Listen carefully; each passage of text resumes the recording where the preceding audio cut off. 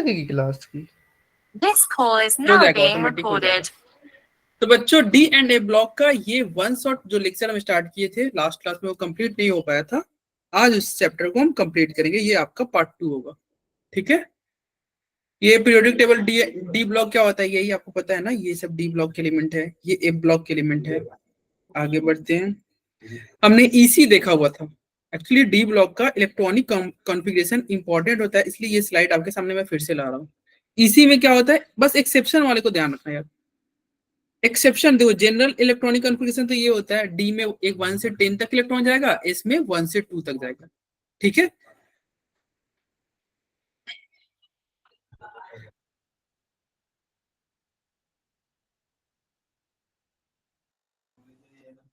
देखो इधर क्या है एक्सेप्शन वाला, तुम ध्यान रखना क्या, ये क्रोमियम कॉपर, क्रोमियम और कॉपर क्या है एक्सेप्शन। फिर ये देखो किंग कोबरा इसको बोले थे ना, फिर इसको नाग बोले थे, ये भी आपका एक्सेप्शन है।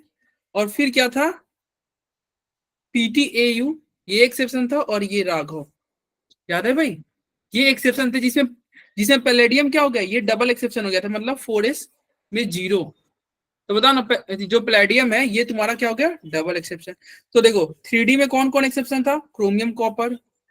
4D में कौन एक्सेप्शन थे, एनबी से लेके एजी तक।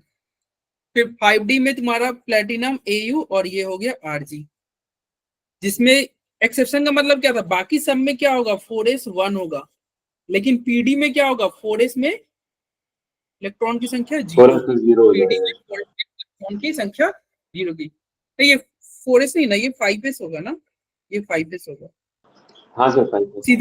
सीधे एस लिखो, मतलब बाकी जो है उसमें क्या होता है, एस में 1 इलेक्ट्रॉन होगा, प्लेटिनम में एस में 0 होगा। ठीक है, तो ये एक्सेप्शन ध्यान रखना। उसके बाद हम बढ़ते हैं, अब आते हैं इलेक्ट्रोड पोटेंशियल की तरफ। ये इलेक्ट्रोड पोटेंशियल एक्चुअली ये कौन से चैप्टर का है, ये है इलेक्ट्रोकेमिस्ट्री का, उसमें आपको ये बहुत डिटेल में पढ़ना है, लेकिन डी एंड डी ब्लॉक में दिया हुआ है तो इसमें भी थोड़ा हम बात कर लेंगे। जो इस चैप्टर के लाइन के काम का है ना, वो हम यहाँ पे देख लेते हैं। ये क्या है, यहाँ पे आपको इलेक्ट्रोकेमिकल सीरीज है, ये इलेक्ट्रोकेमिकल सीरीज है जो कि लिया गया है इलेक्ट्रोकेमिस्ट्री चैप्टर से। इसके बारे में आपको पढ़ना है इलेक्ट्रोकेमिस्ट्री चैप्टर में।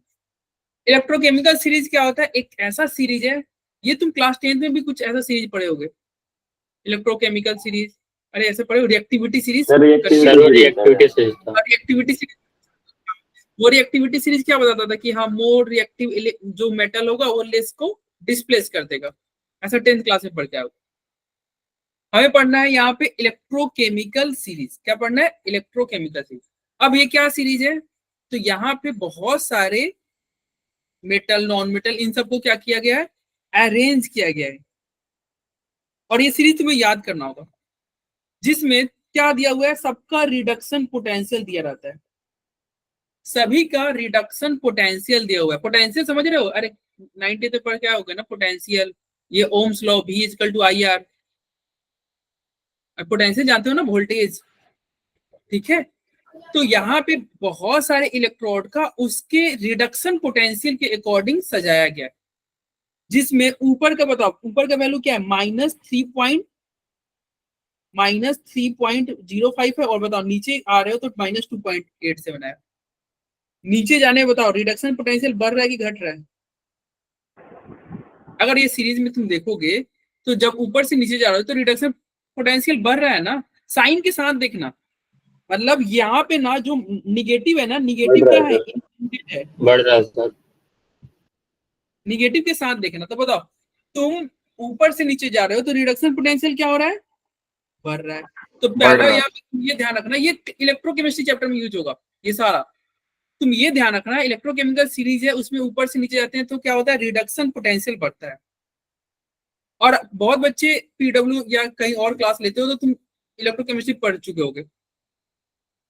अरे इलेक्ट्रोकेमिस्ट्री सर 2 बहुत सारे महीने बच्चे 2 महीने हो गए, तो अगर पढ़े हो तब भी ठीक, नहीं हो पढ़े हो तब भी मैं बता दे रहा हूँ।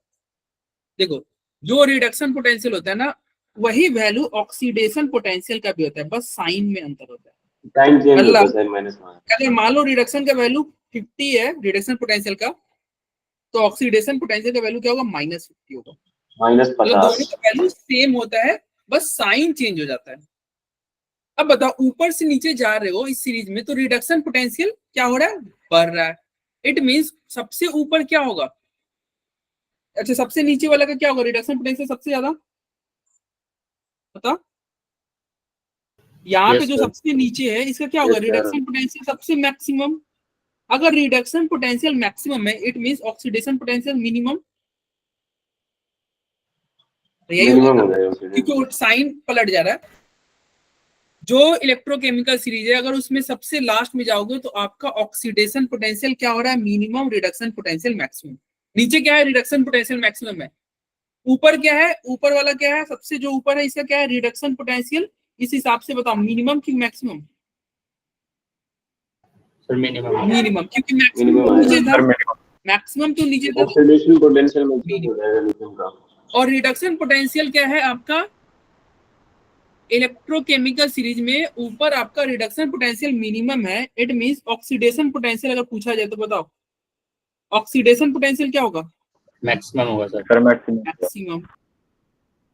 तो ये आप ध्यान रखना कि देखो इलेक्ट्रोकेमिकल सीरीज में जो सबसे ऊपर मैक्सिमम हो क्या जाएगा। होगा, ऑक्सीडेशन पोटेंशियल सबसे ज्यादा होगा। और अगर ऑक्सीडेशन जिस पोटेंशियल जिसका ज्यादा होता है ना, उसको हम एनोड बनाते हैं। तो ये सीरीज में जो ऊपर रहेगा ना, उसको तुम क्या बनाओगे, एनोड। अरे पढ़ के आए हो इलेक्ट्रोकेमिस्ट्री में, एनोड किसका बनता है, यस ये सर। बताओ, ये देखो, एनोड ये पे क्या है, यहाँ पे कॉपर है और यहाँ पे जिंक है। जिंक ऊपर है, एनोड जिंक को ही बनाते हो ना भाई, जिंक ऊपर है, एनोड किसका बनता है, जिंक का नहीं बनता है, बोलो। इसको एनोड बनाते हैं, और जो नीचे है उसको क्या बनाते हैं, कैथोड। तो ये सीरीज से हमने क्या सीखा, ये सीरीज में हमने ये देखा कि भाई जिसका ऑक्सीडेशन पोटेंशियल ज्यादा है उसको एनोड बनाओ, जिसका ऑक्सीडेशन पोटेंशियल ज्यादा है उसको एनोड बनाया जाएगा। और जो ऊपर है ना वो क्या है, मोर रिएक्टिव मेटल है। मतलब जो ऊपर देखो, ये पता है ना, लिथियम एक रिएक्टिव मेटल होता है, लिथियम, सोडियम, देखो सोडियम भी ऊपर ही है, ये सब क्या है, रिएक्टिव मेटल है। और नीचे जाओ, नीचे तुम्हें गोल्ड मिलेगा, गोल्ड दिख रहा है नीचे मिल रहा है। तो ये सीरीज में जो ऊपर है वो क्या है, मोर रिएक्टिव मेटल है। इस सीरीज में जो ऊपर है वो क्या है, रिएक्टिव मेटल आपका क्या है, ऊपर। अब बताओ, रिएक्टिव मेटल ऊपर है यानी कि मोर रिएक्टिव लेस को डिस्प्लेस करता है ना। ये अगले चैप्टर में, ये फिर से आपके ये जो स्लाइड है ना, नेक्स्ट चैप्टर में फिर से ये स्लाइड आपके सामने आएगा। नेक्स्ट चैप्टर जो होगा ना इलेक्ट्रोकेमिस्ट्री में, सेम यही स्लाइड फिर से आपको रिपीट करेगा। ध्यान से सुनो भाई, क्या कह रहे हैं, ऊपर जो है यस सर। रिएक्टिव मेटल है, और नीचे क्या है, अब इस हिसाब से नीचे लेस रिएक्टिव मेटल होगा। तो बताओ ऊपर वाला नीचे को डिस्प्लेस करेगा कि नहीं, ऊपर वाला नीचे को डिस्प्लेस करेगा। देखो इस सीरीज में आपको हाइड्रोजन भी दिखेगा, देख रहे हो ये हाइड्रोजन। इट मींस आप क्लास 10th में एक रिएक्शन पढ़े होंगे पॉप साउंड वाला, जिसमें मेटल रखते हैं, एसिड, एसिड बेस के रिएक्शन में अगर मान लो मतलब क्या करते हैं, एसिड में मेटल डालते हैं तो हाइड्रोजन गैस निकलता था ना, याद है pop sound. Acid metal hydrogen gas निकलता है। तो क्या एसिड में कोई भी मेटल डालेंगे तो हाइड्रोजन गैस निकलेगा, नहीं। कोई भी मेटल डालोगे तो हाइड्रोजन गैस नहीं निकलेगा। कौन सा मेटल डालोगे तो निकलेगा, जो ज्यादा रिएक्टिव मेटल है। अब बताओ इस सीरीज के हिसाब से ज्यादा रिएक्टिव मेटल कौन है, जो ऊपर वाला। इसमें ऊपर वाले ज्यादा रिएक्टिव कि एसिड में अगर तुम जिंक डालोगे ना तो हाइड्रोजन गैस निकलेगा, पॉप साउंड आपको मिलेगा। लेकिन उसी एसिड में अगर आप कॉपर डालोगे या फिर नीचे वाला जो भी है ना उसको डालोगे तो पॉप साउंड वगैरह नहीं निकलेगा। अब एसिड में तुम आप गोल्ड डाल दो, नहीं होगा पॉप साउंड। आयरन डाल दो, पॉप साउंड नहीं होगा। ठीक है, मतलब हाइड्रोजन गैस नहीं निकलेगा। समझ में आ रहा है। जो इलेक्ट्रोकेमिकल सीरीज है ना, इसमें जो ऊपर है वही अगर मेटल डालोगे तो हाइड्रोजन गैस आपका बाहर क्या होगा, रिलीज होगा। क्यों, क्योंकि मोर रिएक्टिव मेटल हाइड्रोजन के ऊपर वाला है। ठीक है, ओके, हो गया। चलो भाई, ये इतना ध्यान रखना, इतना इस सीरीज के बारे में ध्यान रखना, क्या कि इतना ही है। ऊपर रिडक्शन पोटेंशियल मिनिमम है, ऊपर ऑक्सीडेशन पोटेंशियल मैक्सिमम होता है। फिर क्या हो गया, जो भी मेटल है वो ऊपर जो है वो रिएक्टिव मेटल होता है, और जो सीरीज में ऊपर है उसी को एनोड बनाएंगे। सीरीज में जो ऊपर है उसी को एनोड बनाएंगे, सीरीज में जो नीचे रहेगा उसे कैथोड बनाओगे, ठीक है, उसे कैथोड बनाओगे। और नीचे क्या होता है, रिडक्शन पोटेंशियल ज्यादा होता है, नीचे रिडक्शन पोटेंशियल ज्यादा होता है, ऑक्सीडेशन पोटेंशियल मिनिमम होता है। इस सीरीज में यही पढ़ना है, ये सीरीज आपको याद करना है, ये नेक्स्ट चैप्टर में हम याद करेंगे, कुछ ट्रिक देखेंगे, ट्रिक से याद कर लेंगे। चलो अब इस सीरीज का एप्लीकेशन क्या है, तो ये सीरीज आपको बताएगा कौन ऑक्सीडाइजिंग एजेंट की तरह काम करेगा, कौन सा रिड्यूसिंग एजेंट की तरह काम करेगा, रिएक्टिविटी ऑफ मेटल के बारे में बताएगा, रिएक्टिविटी ऑफ नॉन मेटल के बारे में बताएगा, ये बताएगा कौन डिस्प्लेसमेंट रिएक्शन करेगा, तो क्लास 10 में पढ़ के आए थे, और कहां पे हाइड्रोजन गैस आपका रिलीज होगा, ठीक है। तो ये कैसे बताता है, तो इधर देखना, ये सीरीज कहता है कि जिसका रिडक्शन पोटेंशियल ज्यादा होगा ना, जिसका रिडक्शन पोटेंशियल ज्यादा होगा वो क्या करेगा, वो ऑक्सीडाइजिंग पावर, तो बताओ रिडक्शन पोटेंशियल कहाँ ज्यादा था, नीचे वाला था कि नहीं, Yes, sir. नीचे वाला का Yes, रिडक्शन sir. पोटेंशियल ज्यादा था, और नीचे वाला का रिडक्शन पोटेंशियल ज्यादा था ना, तो वो ऑक्सीडाइजिंग पावर की तरह बिहेव करेगा, मतलब जिसका रिडक्शन पोटेंशियल ज्यादा, ठीक है, वो क्या करेगा, वो एज ए ऑक्सीडाइजिंग एजेंट की तरफ काम करेगा, ठीक है। जैसे देखो ना, जैसे इधर देखना, ये कॉपर था, कॉपर का क्या है, रिडक्शन पोटेंशियल ज्यादा है, तो copper as a oxidizing agent की तरह काम करता है। जिंक का क्या है, रिडक्शन पोटेंशियल कम है, तो ये क्या करेगा, ये देखो जिंक खुद ऑक्सीडाइज हो जाता है ना, आपको पता है ना, जिंक जो होता है ये Zn2+ में कन्वर्ट हो जाता है। अब बताओ जिंक Zn2+ में कन्वर्ट हो रहा है, इसका खुद का ऑक्सीडेशन हो रहा है कि नहीं, जब जिंक का ऑक्सीडेशन हो रहा है तो ये कौन सा एजेंट की तरह, देखो जो अपना ऑक्सीडेशन कर लेता है उसको क्या बोलते हैं, रिड्यूसिंग एजेंट, Reducing agent. उसको बोलते हैं रिड्यूसिंग एजेंट। और जो यहाँ पे क्या हो रहा है, ये कॉपर खुद का क्या करेगा, रिडक्शन, कॉपर 2+ से कॉपर में कन्वर्ट होगा, तो कॉपर खुद का रिडक्शन कर रहा है, इट मींस ये क्या हुआ, ये ऑक्सीडाइजिंग एजेंट हुआ। Oxidizing agent. सीरीज में नीचे है वो क्या है, ऑक्सीडाइजिंग एजेंट, जो सीरीज में ऊपर है वो, ये भी ध्यान रखना, जो सीरीज में ऊपर है ना वो है आपका रिड्यूसिंग एजेंट, जो सीरीज में ऊपर है वो है आपका रिड्यूसिंग एजेंट, जो सीरीज में नीचे है वो है आपका ऑक्सीडाइजिंग एजेंट। तो ये क्या कर रहा था, ये पॉइंट क्या कर रहा था कि ऑक्सीडाइजिंग एजेंट की तरफ कौन बिहेव करेगा, जिसका रिडक्शन पोटेंशियल ज्यादा, जिसका रिडक्शन, देखो जो नीचे है वो ऑक्सीडाइजिंग एजेंट की तरह काम कर रहा था ना, फॉर एग्जांपल कॉपर, एग्जांपल के तौर पे क्या हो गया कॉपर, और इसका एग्जांपल क्या हो गया जिंक। क्या बोल रहा है भाई कि सीरीज में जो नीचे रहेगा उसका रिडक्शन पोटेंशियल ज्यादा, और वो ऑक्सीडाइजिंग एजेंट की तरह काम करेगा, और जो सीरीज में ऊपर रहेगा, जो सीरीज में ऊपर रहेगा उसका क्या हो गया, वो रिड्यूसिंग एजेंट की तरह काम करेगा, वो आपका रिड्यूसिंग एजेंट की तरह का होगा। और जो ऊपर रहता है उसका क्या था, ऑक्सीडेशन पोटेंशियल ज्यादा था ना, याद है ना, सीरीज में ऊपर जो था उसका क्या था, Yes, sir. Oxidation potential Oxidation potential. चलो तो हम यहाँ पे क्या सीखे, हम सीखे क्या कि जिसका रिडक्शन क्या होगा, ये एसआरपी मतलब समझे, स्टैंडर्ड रिडक्शन पोटेंशियल, ये ध्यान रखना, ये मैं स्टार मार्क कर दे रहा हूँ, ये इस चैप्टर में यूज होगा। क्या कर रहा है, जिसका स्टैंडर्ड रिडक्शन पोटेंशियल ज्यादा होगा वो बिहेव करेगा ऑक्सीडाइजिंग एजेंट की तरह, Oxidizing agent. ऑक्सीडाइजिंग एजेंट की तरह बिहेव करेगा, इट मींस वो अपना खुद का क्या करेगा, सेल्फ का क्या करेगा, सेल्फ का खुद का रिडक्शन करेगा, दूसरों का ऑक्सीडेशन करेगा। मतलब ये एकदम रट लो, जिसका रिडक्शन पोटेंशियल ज्यादा वो खुद का रिडक्शन करेगा, जिसका रिडक्शन पोटेंशियल ज्यादा वो खुद का क्या करेगा, रिडक्शन, Reduction. जिसका रिडक्शन पोटेंशियल ज्यादा है वो खुद का रिडक्शन करेगा, ठीक है, अरे याद रहेगा। Yes, Yes, sir. sir. Yes, sir. Example के तौर पे कॉपर, कॉपर का रिडक्शन पोटेंशियल क्या होता है, किसी को याद है, ई नॉट आरपी ऑफ कॉपर, ये तो तुम बताओ भाई क्या वैल्यू था, प्लस 0 पॉइंट कितना था, 0.32 था। 0.36 था या 3.4 था, सर 3.4 था। 3.4 था ना, प्लस 0 पॉइंट, देखो 3.4 रिडक्शन पोटेंशियल कॉपर का क्या था, 0 पॉइंट प्लस में 0.34 था, तो वो क्या होता है, कॉपर एज ए क्या करेगा, वो खुद का रिडक्शन कर लेगा, जिसका रिडक्शन पोटेंशियल ज्यादा है वो खुद का रिडक्शन करेगा, याद रखो आगे यूज पड़ेगा। चलो रिएक्टिविटी ऑफ मेटल तो हम पढ़ ही लेते यार, जो सीरीज में ऊपर था उसका क्या होता है, उसका ज्यादा रिएक्टिविटी होता है। नॉन मेटल में उल्टा कैसे होता है, नॉन मेटल में क्या होता है, जो सीरीज में नीचे है ना वो ज्यादा रिएक्टिव है, देखना नॉन मेटल की बात करोगे ना तो जो सीरीज में नीचे है वो ज्यादा एक्टिव है। देखो ये क्या है, फ्लोरीन है और ये क्लोरीन है। अब बताओ आपको पता है फ्लोरीन क्लोरीन में कौन ज्यादा एक्टिव है? फ्लोरीन और क्लोरीन में कौन एक्टिव है? फ्लोरीन, यस सर सही बोला। फ्लोरीन। और फ्लोरीन बताओ सीरीज में नीचे है ना, तो अगर नॉन मेटल की बात करोगे तो जो नीचे रहेगा वो ज्यादा रिएक्टिव है। क्लोरीन आएगा। हाँ देखो ये क्लोरीन, फिर तुम्हारा ब्रोमीन और ऊपर गया, आयोडीन और ऊपर है, तो इसलिए क्या हो गया, क्लोरीन सबसे ज्यादा रिएक्टिव, फिर क्लोरीन, फिर ब्रोमीन, फिर आयोडीन। तो नॉन मेटेलिक केस में बात करोगे तो नीचे जाओगे तो रिएक्टिव ज्यादा, मेटल केस में ऊपर वाला ज्यादा रिएक्टिव। तो ये नॉन मेटल वाला हो गया, नीचे जाओगे तो ज्यादा रिएक्टिव। यही कर रहा है, इसलिए क्या कर रहा है, F2 जो है फ्लोरीन जो है वो मोस्ट एक्टिव नॉन मेटल, सबसे ज्यादा रिएक्टिव है। डिस्प्लेसमेंट रिएक्शन ये तो क्लास 10th वाला ही हो गया भाई, वही मोर रिएक्टिव मेटल लेस को डिस्प्लेस कर देगा, यानी कि जो मेटल ऊपर है वो नीचे वाले को डिस्प्लेस कर देगा। जैसे देखो यहाँ पे कॉपर Ag को डिस्प्लेस कर दे रहा है, क्यों? सीरीज में देखो Ag नीचे होगा, कॉपर ऊपर होगा। सीरीज में आके देखो Ag कहाँ गया भाई, ये रहा Ag और ये रहा कॉपर। देखो कॉपर ऊपर है ना, इसलिए कॉपर Ag को डिस्प्लेस कर देगा।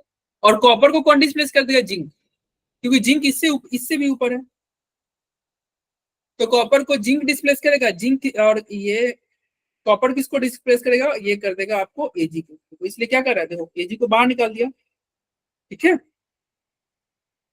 अब कह रहा है देखो जो हाइड्रोजन के ऊपर है वो हाइड्रोजन गैस निकाल देगा। जैसे देखो जिंक तुम्हारा हाइड्रोजन से ऊपर था ना, तो इसलिए क्या हो रहा है, जिंक तुम्हारा, जब जिंक डालोगे एसिड में तो आपको हाइड्रोजन गैस निकलेगा, पॉप साउंड मिलेगा।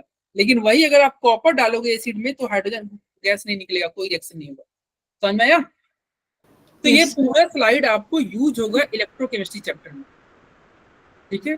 ये अभी हम जो भी पढ़े ये सब इलेक्ट्रोकेमिस्ट्री में आएगा। अब आते हैं इस चैप्टर के रिगार्डिंग, मतलब इस चैप्टर में क्या इलेक्ट्रोड पोटेंशियल में आपको क्या पढ़ना है। तो ये हमने डिस्कस किया भी था, एक बार फिर से रिवाइज करते हैं। देखो ध्यान देना और ये ध्यान से सुनना समझना, नहीं तो ये बोर्ड एग्जाम में बहुत परेशान कर देगा आपको। बोर्ड एग्जाम में क्या पूछता है, वो कारण पूछता है कि ऐसा क्यों हो रहा है। वो जानते हो क्या पूछेगा? इलेक्ट्रोकेमिस्ट्री में तो चलो तुम कॉपर का ये इलेक्ट्रोड पोटेंशियल याद रखोगे, नहीं भी रखोगे तो क्वेश्चन में तुमको दिया रहेगा 0.34 होता है। लेकिन यहाँ पे पूछेगा कि कॉपर का प्लस में क्यों होता है। अगर इस चैप्टर की बात करो तो इसमें पूछेगा क्या, इसमें पूछेगा कि भैया कॉपर का जो रिडक्शन पोटेंशियल है ये प्लस में क्यों होता है और जिंक का रिडक्शन पोटेंशियल माइनस में क्यों होता है। ऐसे क्वेश्चन है। तो ये तुम्हारा इलेक्ट्रोकेमिस्ट्री नहीं बताता है इसका प्लस में क्यों होता है, इसका माइनस में क्यों होता है, ये आपको D&A ब्लॉक बताएगा। तो ध्यान से सुनना, और ये सब बोर्ड में आते हैं। क्यों, इस चैप्टर से ऐसे ही क्वेश्चन आते हैं, क्यों ऐसा क्यों हो रहा है, वाई, बस इसी तरह के क्वेश्चन आते हैं। और फिर ये और एक ये आता है कि इसमें किसका ज्यादा होगा। एक तो सीक्वेंस आ जाता है कि कौन ज्यादा है कौन कम है, और दूसरा आ जाता है ऐसा क्यों। तो चलो भाई इलेक्ट्रोड पोटेंशियल ये आते हैं, स्टार्ट कर।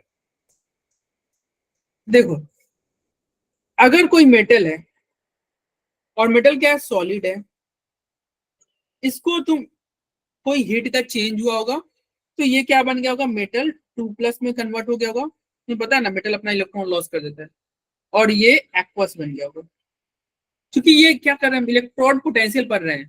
तो इलेक्ट्रोड पोटेंशियल देखो, करंट दो तरह से पास हो सकता है ना, दो तरह कंडक्टर होते हैं। एक तो तुम वायर जोड़ दो, मेटालिक कंडक्टर होता है ना वायर से, करंट मेटल से भी तो पास करता है ना। Yes, sir. एक इलेक्ट्रोलाइटिक सॉल्यूशन से भी करंट पास होगा। अब जैसे ये क्या हो गया, नमक पानी, मान लो चीनी पानी है, उसमें तुम वायर डालो करंट लगेगा। तो करंट तुम्हारा कहाँ से वायर से भी पास होता है जिसको मेटालिक कंडक्टर बोलेंगे, और सॉल्यूशन से ही पास होगा जिसको क्या होगा, इलेक्ट्रोलाइटिक कंडक्टर। ये हम क्या पढ़ रहे हैं, इलेक्ट्रोड पोटेंशियल है। और केमिस्ट्री में जो तुम पढ़ रहे हो तो यहाँ पे वायर वायर नहीं पढ़ना है, यहाँ पे आपको सॉल्यूशन में करंट पास करना है, ठीक है। बाकी डिटेल में बात करेंगे जब नेक्स्ट चैप्टर स्टार्ट होगा। तो यहाँ पे क्या था, ये सॉलिड था, ये एक्वस में कन्वर्ट हो गया। मतलब कोई मेटल होगा उसका जैसे Zn, मतलब क्या हो गया, मान लो ZnSO4 है, ये आपको पता है ना Zn2+ में कन्वर्ट हो, इसमें ऑक्सीडेशन नंबर क्या है, Zn2+। और ZnSO4 क्या एक सॉल्यूशन है। तो क्या ये मेटल सॉलिड डायरेक्ट एक्वस में कन्वर्ट हो गया क्या? नहीं, ये डायरेक्ट कन्वर्ट नहीं हुआ, No, sir. ये डायरेक्ट नहीं कन्वर्ट हुआ होगा। ये क्या होगा, पहले ये सॉलिड है तो ये सॉलिड से क्या होगा, गैस बना होगा, metal as a gas form में हुआ होगा। फिर ये गैस से क्या होगा, मेटल 1+ में क्या होगा, और फिर ये 1+ से क्या होगा, मेटल 2+ में क्या होगा, सब गैस ही है, और फिर गैस के बाद में एट द एंड ये आपका एक्वस में क्या होगा। समझ में आया? इतने सारे स्टेप से होके गए। Yes sir. अब फर्स्ट स्टेप में क्या हो रहा है, सॉलिड से गैस बन रहा है। फर्स्ट स्टेप में सॉलिड से गैस बन रहा है। अब ये सॉलिड से गैस बन रहा है तो हो क्या रहा होगा, सॉलिड से जब गैस बनता है सब्लिमेशन। उसको हम बोलते हैं सब्लिमेशन। यस चला, जब सॉलिड से कुछ गैस में कन्वर्ट होता है ना तो उसको हम क्या बोलते हैं, सब्लिमेशन हो रहा है। पता है ना, सॉलिड से गैस बना तो सब्लिमेशन बोलते हैं। Yes sir. तो ये जो यस प्रोसेस सर। है, यहाँ पे जो एनर्जी का चेंज होगा उसे हम बोलेंगे सब्लिमेशन एनर्जी। हीट ऑफ यहाँ सब्लिमेशन। एनर्जी का चेंज हो रहा है वो क्या हो गया, सब्लिमेशन एनर्जी।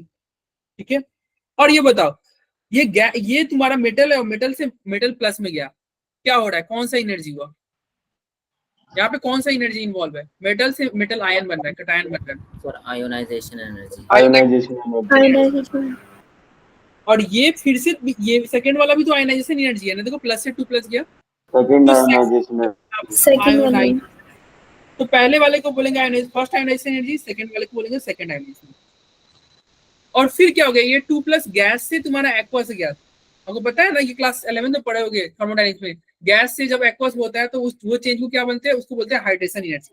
इसे क्या बोलते हैं, हाइड्रेशन बोलते हैं। Hydration energy.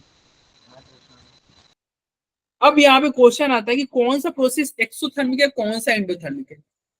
तो बताओ सब्लिमेशन एनर्जी क्या है, एक्सोथर्मिक या एंडोथर्मिक?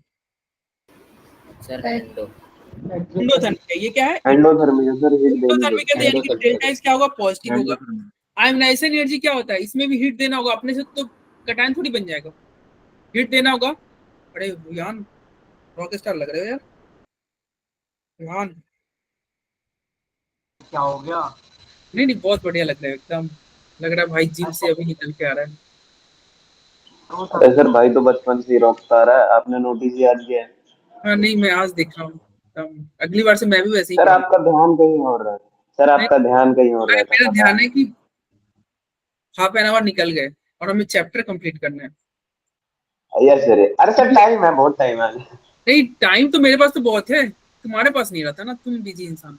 सर हमारे पास भी बहुत टाइम है, किसने बोला टाइम नहीं है? अरे हम खाली बैठे रहते हैं। हाँ नहीं, करण भी यस अच्छा सर। स्टूडेंट है, ये मैं एक बात नोटिस किया हूँ कि हाँ ये भी, सर बहुत अच्छा बच्चा है सर, आप क्या बात कर रहे हो? नहीं नहीं ये भी मतलब जैसे है ना, कुछ बच्चे यहाँ पे बहुत कम ही बच्चे हैं जो क्लास के लिए हमेशा रेडी रहते हैं, ऑलवेज रेडी। तो मैं देखा हूँ कि करण रेडी रहता है क्लास, सर कभी क्लास का वाला, जब जब मैं मैसेज किया हूँ आज की क्लास के रिगार्डिंग ग्रुप में, तो करण, बाकी किसी का आया ना आए लेकिन हम सब करण का जरूर आया था। तो ये बच्चा है यार, ग्रुप में कोई मैसेज वैसेज करे तो उसको कुछ, जैसे तुम्हारी ग्रुप डी में मैम क्लास टीचर भी नाराज हो रही थी, यार तुम रिप्लाई अरे नहीं। सर वो हम सब भी करना होता है क्या? हम तो सर देख के छोड़ देता, मगर ठीक है सर कर आज लेंगे तो। अभी सेक्शन डी ऐसा में है मैम बात है। गुस्सा हो रही थी प्रिंसिपल मैम, अब प्रिंसिपल बोले क्लास टीचर, यार तुम रिप्लाई नहीं करते हो। सेक्शन डी की ये सर रिप्लाई भी करना होता है क्या? अरे चलो इधर देखो, अब से कर दो। क्लास खत्म हो जाएगा फिर आराम से बातें करेंगे। देखो ये क्या होगा, पहला तुम्हारा डेल्टा एच पॉजिटिव, अभी तो ये भी तुम्हारा पॉजिटिव होगा ना, सेकंड आयोनाइजेशन एनर्जी भी पॉजिटिव होगा। अरे बोलो, यस सर। और बताओ हाइड्रेशन sir. एनर्जी क्या होता है, पॉजिटिव या नेगेटिव, एक्सोथर्मिक या एंडोथर्मिक है, सर एक्सो। एक्सोथर्मिक। एक्सोथर्मिक है। यस, एक्सोथर्मिक आएगा, नेगेटिव आएगा। डेल्टा एच क्या होगा, नेगेटिव होगा, नेगेटिव नेगेटिव होगा। होगा। तो 3 डेल्टा एच आपका जो यहाँ पे देखो, यहाँ पे क्या प्रोसेस हो रहा है, पहले तुम्हारा सब्लिमेशन हो रहा है, आयोनाइजेशन हो रहा है, हाइड्रेशन हो रहा है। तो एकमात्र हाइड्रेशन है जो कि निगेटिव है, बाकी सारे पॉजिटिव है। और क्लास 11th में आपने पढ़ा होगा थर्मोडायनेमिक्स में, उसमें पढ़ा होगा कि रिएक्शन एक स्टेप में हो या 4 स्टेप में हो, इंथैल्पी का चेंज क्या होता है, सम के बराबर होता है। अगर मैं सम के इसको, बराबर होते हैं सबके। इसको अगर मान लो H1 बोलूं, इसको H2 बोलूं, इसको H3 बोलूं, इसको H4 बोलूं, और ये तुम्हारा डेल्टा एच है, तो थर्मोडायनेमिक कहता है, आपने पढ़ा होगा वहां पे, रिएक्शन एक स्टेप में हो या 4 स्टेप में हो, इंथैल्पी का चेंज क्या होता है, सेम ही रहता है। यानी कि डेल्टा एच क्या होगा, delta H1 plus delta H1 plus delta delta H2 H2 plus plus delta delta H3 plus H3 delta plus H4। Delta H4, यही होगा, यही होगा। और यस अगर आप सर। साइन के साथ रखोगे तो क्या होगा भाई, ये बाकी सब प्लस थे और ये एकमात्र जो था वो माइनस में था, तो इसके लिए क्या आ जाएगा, साइन के साथ रखोगे तो माइनस आ जाएगा। यही होगा ना, हाइड्रेशन क्या Yes, देखो sir. साइन के साथ तो एक माइनस हो गया, बाकी सब प्लस हो गया। अब यहाँ पे देखो चूंकि एक माइनस आने से क्या हो गया, अब हम नहीं कह सकते कि ये डेल्टा एच प्लस में जाएगा कि माइनस में, कुछ भी हो सकता है। अगर मान लो ये तीनों जीतेगा तो प्लस में, हाइड्रेशन जीतेगा तो माइनस में, यही होगा ना। हाइड्रेशन अगर विन करेगा तो sir. माइनस में जाएगा, बाकी सब Yes, अगर sir. विन किया तो प्लस में जाएगा। ठीक है, तो हम यहाँ पे ध्यान रखना, अगर डेल्टा एच का वैल्यू माइनस में आ गया, निगेटिव, डेल्टा एच का वैल्यू अगर निगेटिव में आ गया ना, तो इसका रिडक्शन पोटेंशियल क्या होगा, इसका reduction potential, standard reduction potential ये भी क्या आएगा, निगेटिव में आएगा।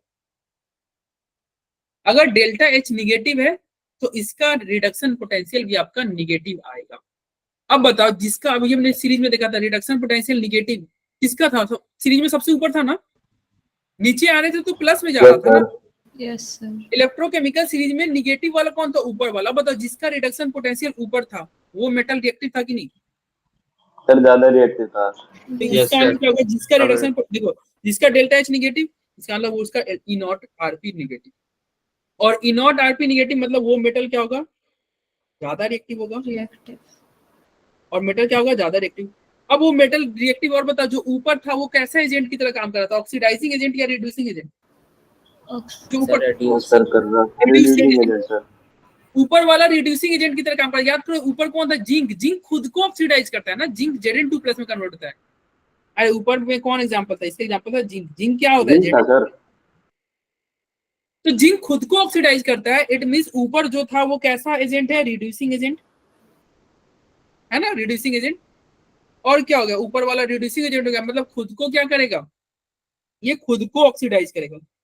सेल्फ को क्या करेगा, खुद को सेल्फ ऑक्सीडेशन। सेल्फ को ऑक्सीडाइज करेगा, यानी कि ई नॉट आरपी जिसका निगेटिव है वो खुद को ऑक्सीडाइज कर लेगा। बस यहाँ तक किसी कोई दिक्कत हो। नो अब सर। आगे बढ़ते, इतना ध्यान रखना। यहाँ पे देखो यही पॉइंट लिखा हुआ है कि जिसका स्टैंडर्ड रिडक्शन पोटेंशियल पॉजिटिव है, पॉजिटिव है मतलब पॉजिटिव कौन था, नीचे। तो जो नीचे था वो क्या क्या क्या कर रहा था, वो क्या कर रहा था, कौन सा एजेंट की तरह काम कर रहा था, ऑक्सीडाइजिंग एजेंट। Yes sir. तो जो नीचे था वो किसकी तरह बिहेव कर रहा था, ऑक्सीडाइजिंग एजेंट, मतलब खुद का क्या करेगा, सेल्फ का क्या करेगा, सेल्फ मींस रिडक्शन, मतलब सेल्फ को क्या करेगा, खुद को रिडक्शन करेगा, सेल्फ का रिडक्शन करेगा। और ये डेल्टा जो होता है वो क्या होता है, ये सम होता है सभी का, जितने भी इंथैल्पी के चेंज हो रहे थे। इंथैल्पी कौन कौन से चेंज, देखो यहाँ पे लिखा हुआ है ना, सब्लिमेशन, हाइड्रेट, मतलब जो तुम्हारा आयोनाइजेशन एनर्जी हो रहा होगा, हाइड्रेशन हो रहा होगा, तो उन सबका सम था, डेल्टा एक सबका सम था। तो यहाँ पे एक आपका स्लाइड था, देखो क्या कर रहा है कि ये जो प्रोसेस होता है ना, ये डायरेक्ट नहीं होता है, ये नहीं कि वन स्टेप नहीं हो गया। सबसे पहले तुम्हारा क्या होगा, मेटल सब्लिमेशन करके गैस में कन्वर्ट होगा, फिर आयोनाइजेशन एनर्जी से प्लस में कन्वर्ट होगा, और फिर हाइड्रेशन से कहाँ जाएगा, हाइड्रेशन होगा तो एक्वस में चला जाएगा। ठीक है, अरे बोलो समझ में आया। Yes sir. Yes sir. Yes, sir. अब ये है प्योर एनसीईआरटी का स्लाइड जो आपका एनसीईआरटी से लिया गया था।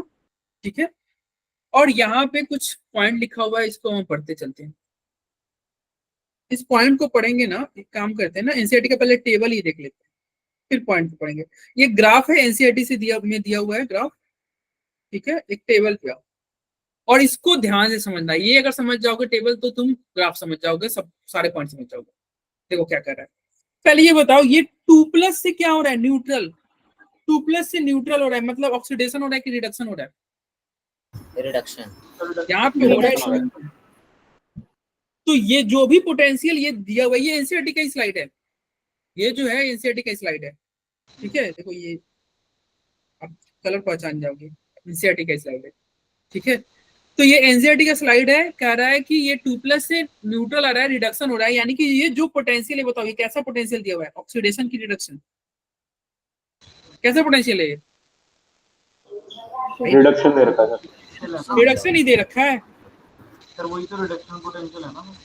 हाँ, ये रिडक्शन पोटेंशियल है। कैसे पता चला रिडक्शन पोटेंशियल, देखो इधर क्या दिया हुआ है, 2+ से न्यूट्रल हो रहा है, यानी कि रिडक्शन हो रहा है, यानी कि जो पोटेंशियल है वो क्या है, रिडक्शन पोटेंशियल। अब यहाँ पे तुम देख रहे हो, बताओ रिडक्शन पोटेंशियल आप क्या देख रहे हो, यहाँ पे माइनस ना इंक्लूडेड है, इसको वेक्टर मत समझना, ये आपका इंक्लूडेड है, मतलब इंक्रीजिंग और डिक्रीजिंग मैं पूछूंगा तो ये माइनस को इंक्लूड करके चलना, आप ये बताना। अब बताओ यहां से नीचे जा रहे हो, रिडक्शन पोटेंशियल बढ़ा कि घटा? बढ़ रहा है सर। इंक्रीज बढ़ रहा है। ग्रेनेड रिडक्शन वाला। पोटेंशियल क्या हो रहा है, नीचे जा रहे हो तो रिडक्शन पोटेंशियल इंक्रीज कर रहा है। जैसे कि इलेक्ट्रोकेमिकल सीरीज में इंक्रीज कर रहा था, याद है ना, इलेक्ट्रोकेमिकल सीरीज में ऊपर से नीचे जा रहे थे, रिडक्शन पोटेंशियल बढ़ रहा था, ठीक है, बढ़ रहा था ना भाई। तो देखो रिडक्शन पोटेंशियल जैसे जैसे ऊपर से नीचे जा रहे हो, देखो ये बढ़ रहा है, बढ़ रहा है, नहीं कहाँ ये बढ़ा नहीं, देखो जहां जहां एक्सेप्शन होगा ना वहां पे हम रेड मार्क करते रहे। ये तो बढ़ गया। बताओ ये एक्सेप्शन हुआ कि नहीं? और क्वेश्चन आपके Yes, बोर्ड में sir. आता है एक्सेप्शन Yes, से, तो ये बढ़ रहा था, बढ़ते बढ़ते क्या होगा, एक एक्सेप्शन आ गया, ठीक है, मतलब यहाँ पे घट गया। फिर देखो फिर से इंक्रीज करना स्टार्ट किया, फिर से देखो इसके बाद में इंक्रीज कर रहा है, इंक्रीज कर रहा है, इंक्रीज कर रहा है, और यहाँ पे अचानक से बहुत ज्यादा इंक्रीज कर गया। एक्सेप्शन आ गया। ये भी हम एक्सेप्शन में लेके चलेंगे। तो देखो अचानक से बहुत इंक्रीज कर रहा है ना, समझ में आया ना, बहुत इंक्रीज किया। फिर यहाँ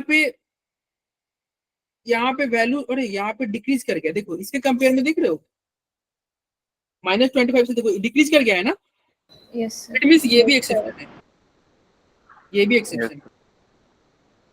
तो भाई इतने सारे एक्सेप्शन है और क्वेश्चन आपके एक्सेप्शन से आएगा। आओ भाई ये देखते हैं आप ये कौन कौन लोग थे जो एक्सेप्शन। एक्सक्यूज मी सर, ये जो एक्सेप्शन है इनके नाम क्या है? क्रोमियम, कॉपर और अभी हम देख रहे हैं, नाम भी दे रहे हैं, कॉपर है, जिंक है। और एक और चीज देखना, एक और एक्सेप्शन आपको मिल रहा होगा क्या, टुमारो टेस्ट 15 क्वेश्चन आपके ये होंगे, केमिस्ट्री के 15 क्वेश्चन होंगे। 15 होंगे बस। हाँ 15 होंगे केमिस्ट्री के, 15 फिजिक्स के और 30 बायो के। एक और तुम एक्सेप्शन देखना, देखो बाकी सब में देखो इंक्रीज ज्यादा हो रहा है, देख रहे हो, थोड़ा ज्यादा वैल्यू, लेकिन यहाँ पे ये दोनों वैल्यू लगभग सेम है। तो एक और एक्सेप्शन आपको क्या मिल गया, एक और एक्सेप्शन मैं इसको ग्लू से मार्क कर रहा हूँ, देखो ये निकल वाला एक्सेप्शन है। ये जो निकल है ना, ये भी एक्सेप्शन में चला, क्यों? क्योंकि जितना इंक्रीज करना चाहिए था उतना नहीं किया है, थोड़ा सा ही इंक्रीज किया। तो सबको सबके कारण एक एक करके जल्दी से देखो। पहले तो सोचते हैं कि रिडक्शन पोटेंशियल इंक्रीज क्यों कर रहा होगा, रिडक्शन पोटेंशियल इंक्रीज क्यों कर रहा है? जनरल ट्रेंड कर रहा है, जनरल ट्रेंड करता है कि ऊपर से जैसे देखो ये क्या है, ये तुम्हारा एटॉमिक नंबर बढ़ते जा रहा है, स्कैंडियम टाइटेनियम, टाइटेनियम क्या होता है एटॉमिक नंबर 22, वैनेडियम 23, जिंक का 30, क्रोमियम 24। देखो ये क्या हो रहा है, लेफ्ट से राइट जा रहे हो ना, ये क्या है पीरियोडिक टेबल में लेफ्ट से राइट जा रहे हो। तो ये कह रहा है कि पीरियोडिक टेबल में लेफ्ट से राइट जा रहे हैं, तो क्या हो रहा है, reduction potential E not RP general trend कहता है कि बढ़ना चाहिए। जनरल ट्रेंड क्या कहता है, बढ़ना चाहिए। और क्यों भाई जनरल ट्रेंड क्यों कहता है बढ़ना चाहिए? हमने अभी देखा था ना कि जो डेल्टा एच होता है, अभी हमने लिखा था ना कि डेल्टा एच निगेटिव है, तो रिडक्शन पोटेंशियल भी क्या है, निगेटिव, सेम ही था ना, डेल्टा एच निगेटिव तो reduction potential negative, delta H negative तो रिडक्शन पोटेंशियल। और डेल्टा एच का हमने क्या देखा था फॉर्मूला, हमने देखा था डेल्टा एच क्या था, delta H1 plus delta H2 plus अगर मान लो डेल्टा H3 हो सकता है तो H3 भी हो सकता है, माइनस में एक हाइड्रेशन, डेल्टा H हाइड्रेशन, यही था ना। Yes sir. अब ये देखो, ये इसको डेल्टा H बेकार लिखते हैं, इसको ना आयोनाइजेशन एनर्जी लिखते हैं ताकि आपको समझ में आए। Ionization energy 1 plus ionization energy 2, delta H2 H3 क्या था, आयोनाइजेशन एनर्जी था ना। अब बताओ लेफ्ट से राइट जाते हो पीरियोडिक टेबल में, लेफ्ट से राइट अगर आप पीरियोडिक टेबल में जाओगे तो तुम सोच के बताना, बताओ क्या जेड इफेक्ट बढ़ेगा कि घटेगा? लेफ्ट से राइट जाओगे तो जेड इफेक्ट बढ़ेगा या घटेगा? जेड स्टार की बात कर रहे हैं, बढ़ेगा बढ़ेगा बढ़ेगा। यस, बढ़ेगा सर। प्रोटॉन की संख्या बढ़ जाती है, प्रोटॉन बढ़ रहा है, अट्रैक्शन बढ़ रहा है, मतलब जेड स्टार बढ़ने का मतलब क्या होगा, प्रोटॉन बढ़ा मतलब अट्रैक्शन बढ़ा। लेफ्ट से राइट जाओगे तो बताओ अट्रैक्शन इंक्रीज किया ना। यस अब सर। अट्रैक्शन जब इंक्रीज कर गया तो क्या इलेक्ट्रॉन आसानी से निकाल सकते हो? No sir. इलेक्ट्रॉन आसानी से निकलेगा नहीं, और चूंकि इलेक्ट्रॉन आसानी से निकलेगा नहीं तो बताओ आयोनाइजेशन एनर्जी ज्यादा होगा कि नहीं? सर ज्यादा हो जाएगा। आयोनाइजेशन एनर्जी क्या होगा, ज्यादा। लेफ्ट से राइट जाओगे तो आयोनाइजेशन एनर्जी क्या हो जाएगा भाई, ज्यादा हो जाएगा। और बताओ आयोनाइजेशन एनर्जी अगर ज्यादा हो जाए तो बताओ डेल्टा एच पॉजिटिव की तरफ जाएगा कि नहीं? सर पॉजिटिव हो जाएगा। यानी कि Yes, डेल्टा sir. एच की वैल्यू क्या हो जाएगा, ज्यादा, और डेल्टा एच का वैल्यू ज्यादा होगा तो फिर क्या होगा, electrode potential E not RP भी ज्यादा। तो जनरल ट्रेंड समझ में आ गया ना। अगर कोई पूछे कि भाई जनरल ट्रेंड कहता है कि लेफ्ट से राइट जा रहे हैं, लेफ्ट से राइट जा रहे हैं, तो ये जो ये टेबल है इसमें क्यों वैल्यू बढ़ रहा है, रिडक्शन पोटेंशियल क्यों बढ़ रहा है, तो हम यही कहेंगे कि देखो भाई लेफ्ट से राइट जाओगे तो तुम्हारा क्या हो रहा है, प्रोटॉन बढ़ रहा है, ऑब्वियस बात है, एटॉमिक नंबर बढ़ रहा है, एटॉमिक नंबर बढ़ रहा है, प्रोटॉन बढ़ रहा है, प्रोटॉन बढ़ना मतलब अट्रैक्शन बढ़ना, और जो अट्रैक्शन बढ़ता है उसी को बोलते हैं जेड इफेक्ट बढ़ना। केमिस्ट्री में क्या बोलते हैं, जेड इफेक्ट। तो अट्रैक्शन बढ़ रहा है, जेड इफेक्ट बढ़ रहा है, जेड इफेक्ट बढ़ रहा है, तो अब इलेक्ट्रॉन आसानी से निकलेगा नहीं, इलेक्ट्रॉन आसानी से निकलेगा नहीं, तो यानी कि तुमको ज्यादा एनर्जी देना होगा, और ज्यादा एनर्जी दोगे इट मींस आयोनाइजेशन एनर्जी ज्यादा हो जाएगा, और जैसे ही आयोनाइजेशन एनर्जी ज्यादा हुआ आपका डेल्टा एच का वैल्यू ज्यादा होगा, और डेल्टा एच का वैल्यू भी ज्यादा हो जाएगा। जनरेटेड समझ में आया। अब तो Yes, फिर sir. ये जनरेटेड ठीक है, लेकिन ये एक्सेप्शन कहाँ हो गया, तो एक्सेप्शन किसकी वजह से होगा, ये एक्सेप्शन का मेन कारण है ये आयोनाइजेशन एनर्जी, यही लोग एक्सेप्शन, ये क्या लेके आएंगे, ये एक्सेप्शन लेके आएंगे। कौन एक्सेप्शन लेके आता है, आयोनाइजेशन एनर्जी, मतलब जिसका आयोनाइजेशन एनर्जी कम हो जाए ना, जिसका आयोनाइजेशन कम एनर्जी कम हो जाए उसका डेल्टा एच कम हो जाएगा, बोलो है कि नहीं। अगर किसी का आयोनाइजेशन एनर्जी कम हो गया उसका डेल्टा एच कम हो जाएगा, और डेल्टा एच कम हो गया यानी कि उसका इलेक्ट्रोड पोटेंशियल भी कम। तो देख लो भाई आयोनाइजेशन एनर्जी, आओ देखते हैं। अब यहाँ पे आयोनाइजेशन एनर्जी तुम देखना, देखो एक्सेप्शन कौन आ रहा है, एमएन, तो पहले एमएन को ही टारगेट करते हैं, और ये बोर्ड एग्जाम में बहुत चांसेस है कि तुम्हारा एमएन आ जाए, एमएन आ जाए, वो पूछ देगा कि हाँ एमएन का जो है वो इंक्रीज क्यों कर जा रहा है, रिडक्शन पोटेंशियल क्यों, मतलब सॉरी डिक्रीज क्यों कर जा रहा है, वो पूछ देगा कि रिडक्शन पोटेंशियल एमएन का डिक्रीज क्यों कर जाएगा। तो आओ देखो ये एमएन है, और ये सीरीज क्या है, एमएन से एमएन 2+, मतलब ये 2+ वाला है ना, 2+ वाला है, तो एमएन से अगर आप एमएन 2+ में कन्वर्ट करोगे, एमएन का ईसी क्या होता है 4s2 3d5, यही होता है ना, यहाँ पे तुम चाहो तो आ सकते हो। अब बताओ ये 4s2 3d5 है, एमएन से अगर एमएन 2+ में जा रहा है तो यहाँ पे क्या बचेगा, 3d5 ही बचेगा, और ये क्या, ये हाफ फील्ड है, Yes, half sir. Field stable है सर। Yes. स्टेबल होता है हाफ फील्ड। ये बीच में क्या आएगा, बीच में एक एमएन प्लस भी बना होगा ना, एमएन प्लस बना होगा फिर एमएन 2+ बना होगा, डायरेक्ट 2 इलेक्ट्रॉन नहीं निकलता है, तो ये हाफ फील्ड हुआ होगा। और हाफ फील्ड क्या होता है, स्टेबल, ये क्या होता है स्टेबल। अब बताओ जो चीज स्टेबल होता है, अब ये एमएन चाहेगा कि नहीं यार मेरा एक इलेक्ट्रॉन ले लो, चाहेगा ना, क्या ले लो आसानी से ले लो, क्योंकि तुम अगर एक इलेक्ट्रॉन मेरा ले लोगे तो मैं स्टेबल फील करूंगा।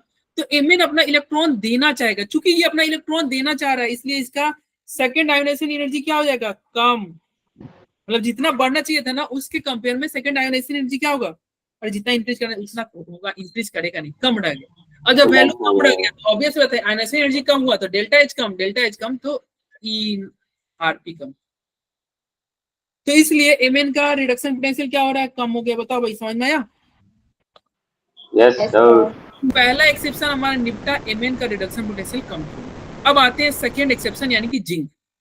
जिंक ने ऐसा क्या किया कि इसका रिडक्शन पोटेंशियल देखो जिंक का भी कम है, देख रहे हो -0.25 और -0.76, ये इसका भी कम होगा, सेम रीजन है सर, सेम रीजन होगा। देखो यस सही बोल रहा है कैलाश भाई, same reason. Second ionization energy इसमें भी कम देखो होता है।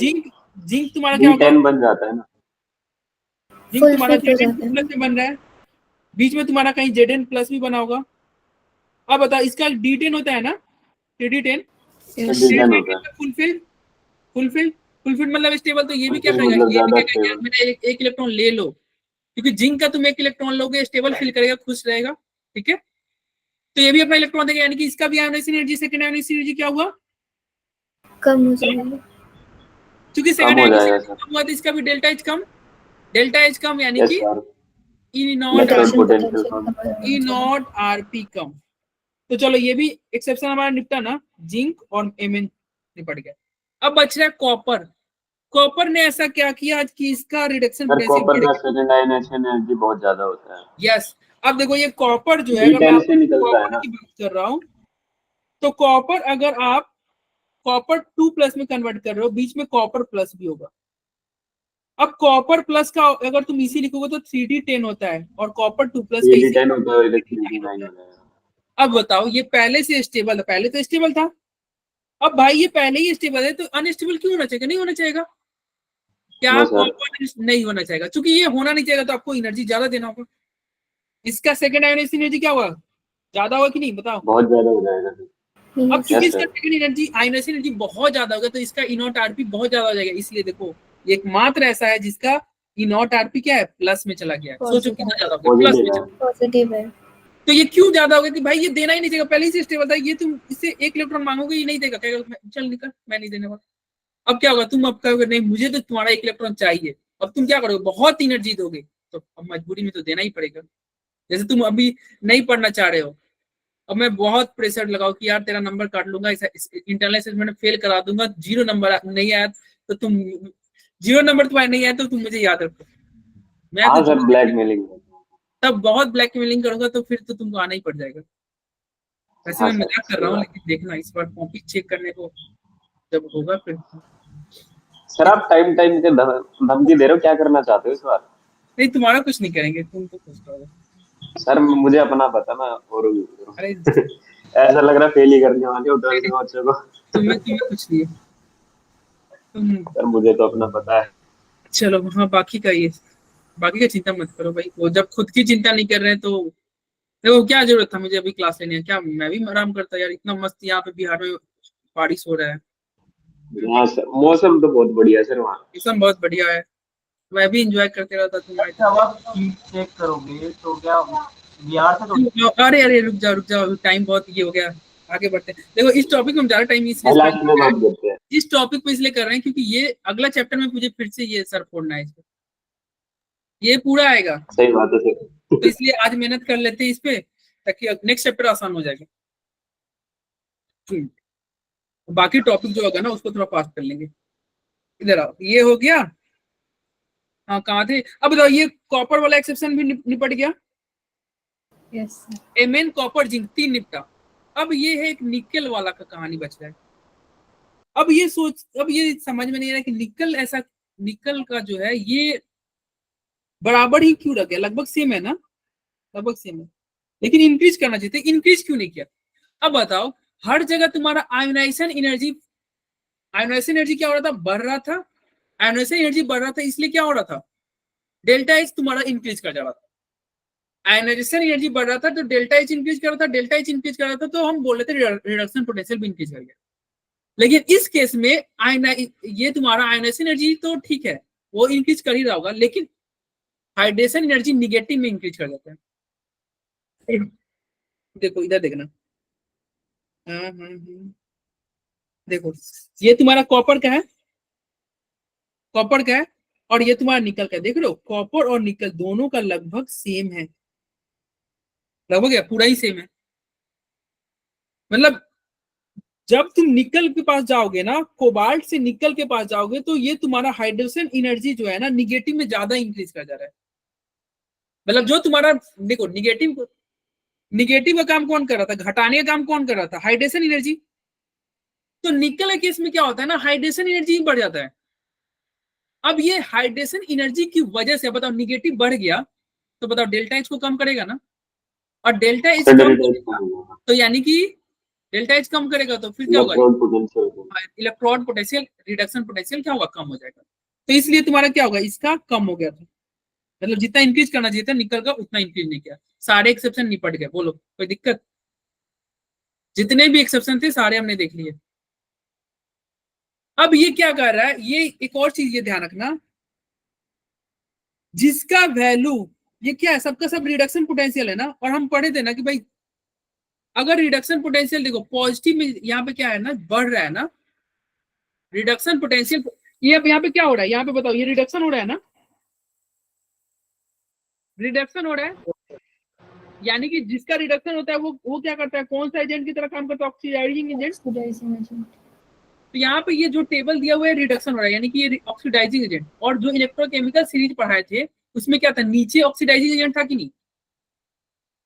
नीचे ऑक्सीडाइजिंग एजेंट था ना। Yes. sir. Yes, sir. तो ये रिडक्शन यानी कि ये होगा किसके साथ? यहाँ पे क्या हो रहा है? ये जो M2+ है वो M में कन्वर्ट हो रहा है। वो कौन कौन से मेटल है वो कर सकते हैं? तो सबसे पहले कॉपर ही करेगा। इन सभी सीरीज में कॉपर ही करेगा। क्यों? क्योंकि देखो इसका रिडक्शन पोटेंशियल क्या है, प्लस में आ गया। या फिर तुम आसान भाषा में ये ध्यान रखना कि ये जो प्रोसेस आ रहा है ना, ये प्रोसेस तभी होगा जब रिडक्शन पोटेंशियल क्या हो, प्लस में हो। माइनस में होगा ना तो ये प्रोसेस नहीं होना चाहेगा, ये चाहेगा कि नहीं हो प्रोसेस। ये प्लस में है ना तो ठीक है, ये चाहेगा ये हो जाए। क्यों? क्योंकि प्लस का मतलब क्या हो गया, देखो रिडक्शन पोटेंशियल बढ़ना, अभी हमने ऊपर देखा था ना, ध्यान देना, हमने क्या देखा था, यदि रिडक्शन पोटेंशियल किसका बढ़ा था, नीचे रिडक्शन पोटेंशियल बढ़ रहा था तो ये कैसा एजेंट काम कर रहा था, एज ए ऑक्सीडाइजिंग एजेंट। और ऑक्सीडाइजिंग एजेंट मतलब खुद का क्या करेगा, सेल्फ का क्या करेगा, रिडक्शन। सेल्फ का क्या करेगा, रिडक्शन। तो यहाँ भी हम क्या बोले कि भाई किसका रिडक्शन पोटेंशियल ज्यादा है, कॉपर का ज्यादा है। कॉपर का ज्यादा है मतलब वो खुद का रिडक्शन करेगा खुद। और ये देखो यहाँ पे ये जो है ये रिडक्शन ही तो करा रहा है ना। तो ये सीरीज में कौन चाहेगा अपना रिडक्शन करना, तो कॉपर ही चाहेगा अपना रिडक्शन करना। बाकी लोगों के कंपेयर में क्या करेगा, कॉपर चाहेगा। फिर तुम और कंपेयर करोगे तो क्या होगा, देख लो जिसका रिडक्शन पोटेंशियल ज्यादा, ये प्रोसेस कौन करना चाहेगा, जिसका रिडक्शन पोटेंशियल ज्यादा है। जिसका रिडक्शन पोटेंशियल कम है ना वो ये प्रोसेस नहीं करना चाहेगा। फॉर एग्जांपल बताओ, क्या जिंक जो है, जिंक का रिडक्शन पोटेंशियल कम है ना, तो क्या बताओ Zn2 प्लस जिंक में कन्वर्ट होना चाहेगा, तुम बताओ। नो सर, क्यों? क्योंकि इसका रिडक्शन पोटेंशियल कम है, नहीं चाहेगा। और ये क्या बता रहा है, ये बता रहा है फायदा नहीं है सर ये। कौन 2 प्लस से न्यूट्रल होना चाहेगा। ये ग्राफ ये जो टेबल है ये बता रहा है कि बताओ भाई कौन 2 प्लस से न्यूट्रल होना चाहेगा। तो 2 प्लस से न्यूट्रल वही होना चाहेगा जिसका वैल्यू पॉजिटिव में हो। और ये हम सबके लिए अप्लाई होगा। आगे भी एक टेबल हम देखेंगे, जो पॉजिटिव में होगा ना वही वो काम करना चाहेगा, ठीक है। निगेटिव वाला नहीं करना चाहिए। यानी कि ये जिंक क्यों करना चाहिए, निगेटिव है। जब जिंक नहीं करना चाहेगा तो ये तो, और ये लोग भी नहीं करना चाहिए, -1.63 है, ये भी नहीं करना चाहेगा। अरे समझ में आ रहा है? Yes sir. Yes sir. चलो चलो भाई फिर आगे बढ़ते हैं। अब आते हैं ऊपर का जो ये था, जो पॉइंट लिखा हुआ था ना, इसको तुम एक बार पढ़ लेना, वही सब चीज लिखा हुआ है। यहाँ पे तुम देखोगे क्या लिख रहा है, इन थर्मोकेमिकल पैरामीटर, ये सब टेबल है। कह रहा है copper having a positive, copper का पॉजिटिव था ना, कॉपर का पॉजिटिव था तो ये इनएबिलिटी टू लिबरेट हाइड्रोजन, पढ़ लेते हैं कि कॉपर हाइड्रोजन नहीं लिबरेट करेगा। ये एनसीईआरटी का स्लाइड है, देखो बड़ा बकवास तरीके से दे देता है, पॉइंट सारा लिख देगा, एक्सप्लेन कुछ नहीं करेगा। ये लिख दिया कॉपर जो है, कॉपर का रिडक्शन पोटेंशियल क्या है, पॉजिटिव है, तो वो हाइड्रोजन लिबरेट नहीं करेगा, ठीक है। एक और पॉइंट लिख दिया क्या, कि देखो भाई कॉपर लेकिन जो है ना वो एसिड के साथ ओनली ऑक्सीडाइजिंग एसिड है, मतलब एक ऑक्सीडाइजिंग एजेंट है, एसिड है जो कि nitric acid and concentrated sulphuric acid, इसी के साथ कॉपर रिएक्ट करेगा, ठीक है। Hot concentrated sulphuric acid, nitric acid या हॉट कंसंट्रेटेड सल्फ्यूरिक एसिड के साथ कॉपर रिएक्ट करेगा और फिर क्या करेगा, एक रिएक्शन होगा। क्या रिएक्शन होगा दिया नहीं है, यहाँ पे तुम देख लो क्या रिएक्शन होगा। कह रहा है देखो कॉपर है, नाइट्रिक एसिड के साथ रिएक्शन किया, क्यूप्रिक नाइट्रेट बनाएगा, नाइट्रोजन डाइऑक्साइड बनाएगा, वाटर बनाएगा।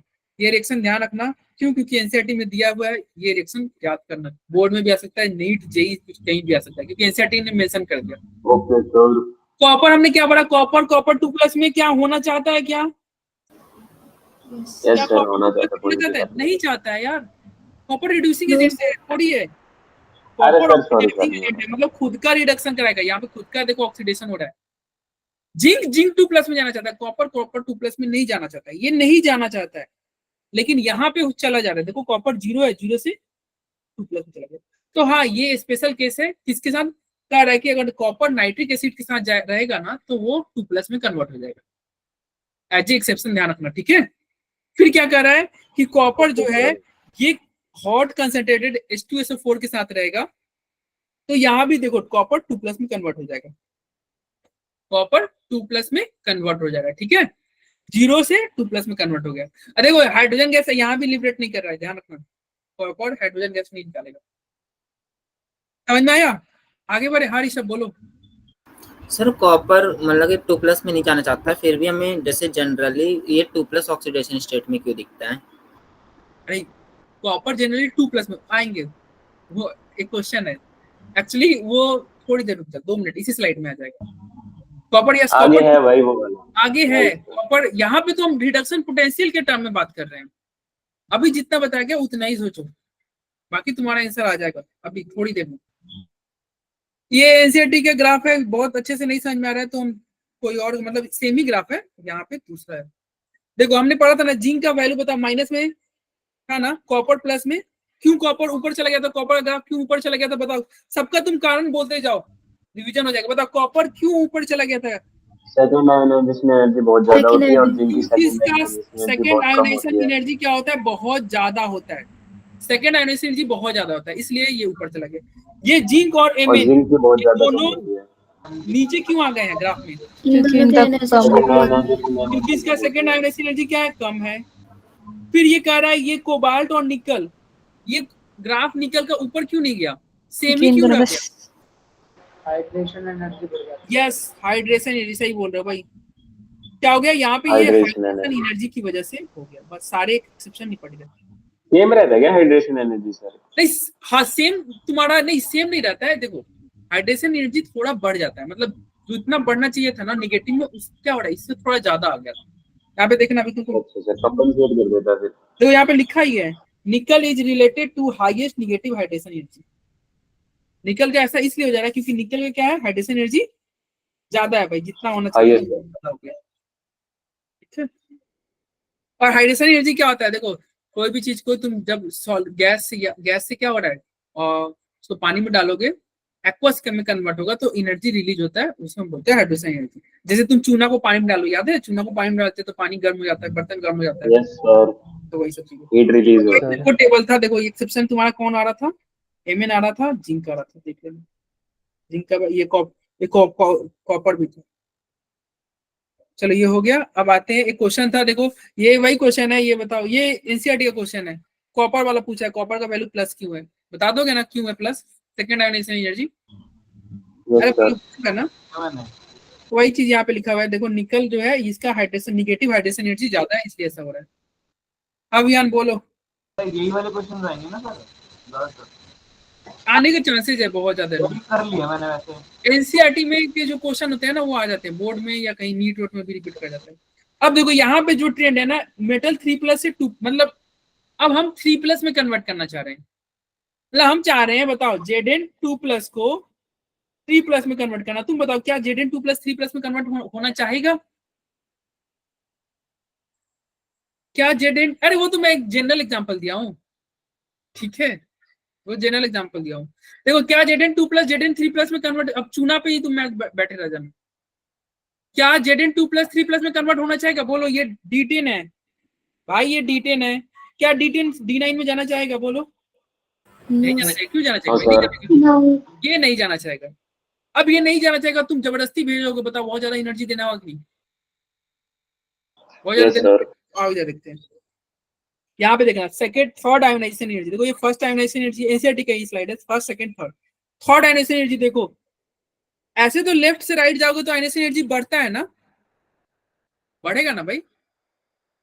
अरे लेफ्ट से राइट जाओगे ऑब्वियसली बात है, की संख्या बढ़ रहा है तो आयोनाइजेशन एनर्जी बढ़ेगा, देखो बढ़ रहा है तो 26 28 29 32, ठीक है बढ़ रहा है। लेकिन यहाँ पे आपको क्या देखने को मिल गया, यहाँ पे दिख रहा है कि देखो ये तुम्हारा जिंक का वैल्यू बहुत ज्यादा बढ़ गया, देख लो बाकी सब में देखो ये मात्र 100 का इंक्रीज कर रहा है, यहाँ पे देखो लगभग 300 का इंक्रीज कर गया।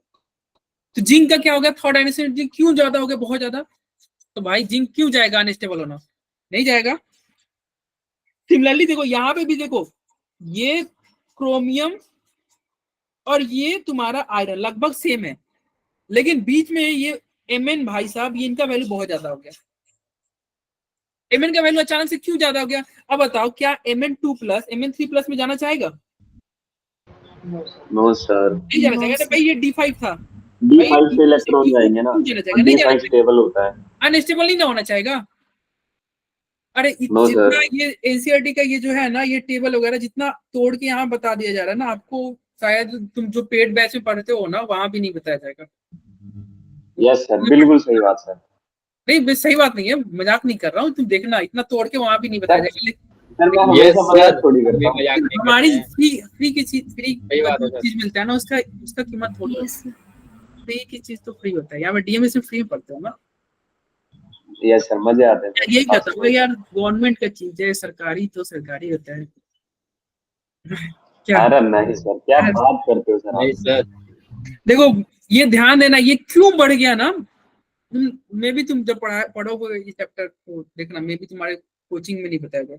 ये इसलिए बढ़ गया है ना क्योंकि ये D5 से D4 में क्यों नहीं जाना चाहेगा भाई, ऑलरेडी स्टेबल है, नहीं जाना चाहेगा, ठीक है। और वही कारण तुम्हारा जिंक के साथ भी हो गया। अब बताओ इसका जो वैल्यू है ना स्कैंडियम, इसका वैल्यू देखो बहुत कम है, देखो 26 से बहुत कम है। अब ये क्यों कम है भाई, ये जाना चाहेगा इसका मतलब स्कैंडियम 2+ से स्कैंडियम 3+ में कन्वर्ट होना चाहिए। क्यों? क्योंकि स्कैंडियम 2+ में क्या होता है, D1 होता है और ये हो गया D0। तो D1 होता है D0 हो जाएगा। अब बताओ D1 से D0 बताओ, D0 हो गया यानी कि क्या हो गया, ये इनर्ट गैस कॉन्फ़िगरेशन की तरफ चला जाएगा, आर्गन की कॉन्फ़िगरेशन ले लेगा, आर्गन का कॉन्फ़िगरेशन ले लेगा, यस। तो ये स्टेबल हो गया, तो ये स्टेबल हो रहा है तो इसलिए ये होना चाहेगा। तो इसके लिए इसका ग्राफ क्या है, नीचे, ठीक है। देखो अब ग्राफ से समझो, ये तुम्हारा Mn3+ 2+ वाला, वही 3+ वाला ग्राफ है। अब बताओ ये तुम्हारा क्या हो गया, किसका किसका वैल्यू ऊपर है, देखो Mn का वैल्यू ऊपर रहेगा कि नहीं, Mn कन्वर्ट ही नहीं होना चाहेगा भाई, Mn कन्वर्ट ही नहीं होना चाहेगा ना, क्यों जाएगा वो 3+ में नहीं जाना चाहेगा, ठीक है। लेकिन वही देखो ये तुम्हारा, अच्छा ये वैनेडियम का वैल्यू तुम्हारा क्या हो रहा है, वैनेडियम का वैल्यू भी ज्यादा है, ग्राफ देख लो हल्का ऊपर है। अरे वैनेडियम का वैल्यू ग्राफ जो है ये क्या थोड़ा सा ऊपर है, मतलब स्कैंडियम टाइटेनियम वैनेडियम, वैनेडियम का एटॉमिक नंबर क्या होता है, स्कैंडियम टाइटेनियम वैनेडियम 23। कितना हुआ, 23 हुआ ना। Yes sir. और 23 हुआ, अगर मान लीजिए वैनेडियम 3+ हो जाए तो इसका ईसी क्या होगा, देखो वैनेडियम का ईसी क्या होता है 4s2 3d क्या होता है, स्कैंडियम टाइटेनियम वैनेडियम क्या होता है भाई 4s2 3d 3 होता है ना। 3। और ये जो तुम्हारा है वैनेडियम 3+ हो गया, वैनेडियम 3+ हो गया तो यहाँ पे क्या होगा, ये तुम्हारा हो जाएगा 3d2 हो गया ना। तब बताओ ये जो तुम्हारा 3d3 है ये 3d2 है, एक तुम पढ़े होगे T2G और EG वाला कंसेप्ट, हाँ T2G और T2G और EG वाले पिछले चैप्टर में भाई हमने पढ़ा था ना, D3 ज्यादा स्टेबल होता है एज कम्पेयर टू D2 के, D3 ज्यादा स्टेबल होता है ना एज कम्पेयर टू D2 के, तो इसलिए ये भी नहीं जाना चाहेगा ना, क्योंकि देखो Yes, ये sir. तुम्हारा क्या हो रहा है, इसलिए भी इसका भी ग्राफ थोड़ा ऊपर चला गया। लेकिन क्रोमियम का ग्राफ नीचे आ गया, यानी कि क्रोमियम 3+ में जाना चाहेगा।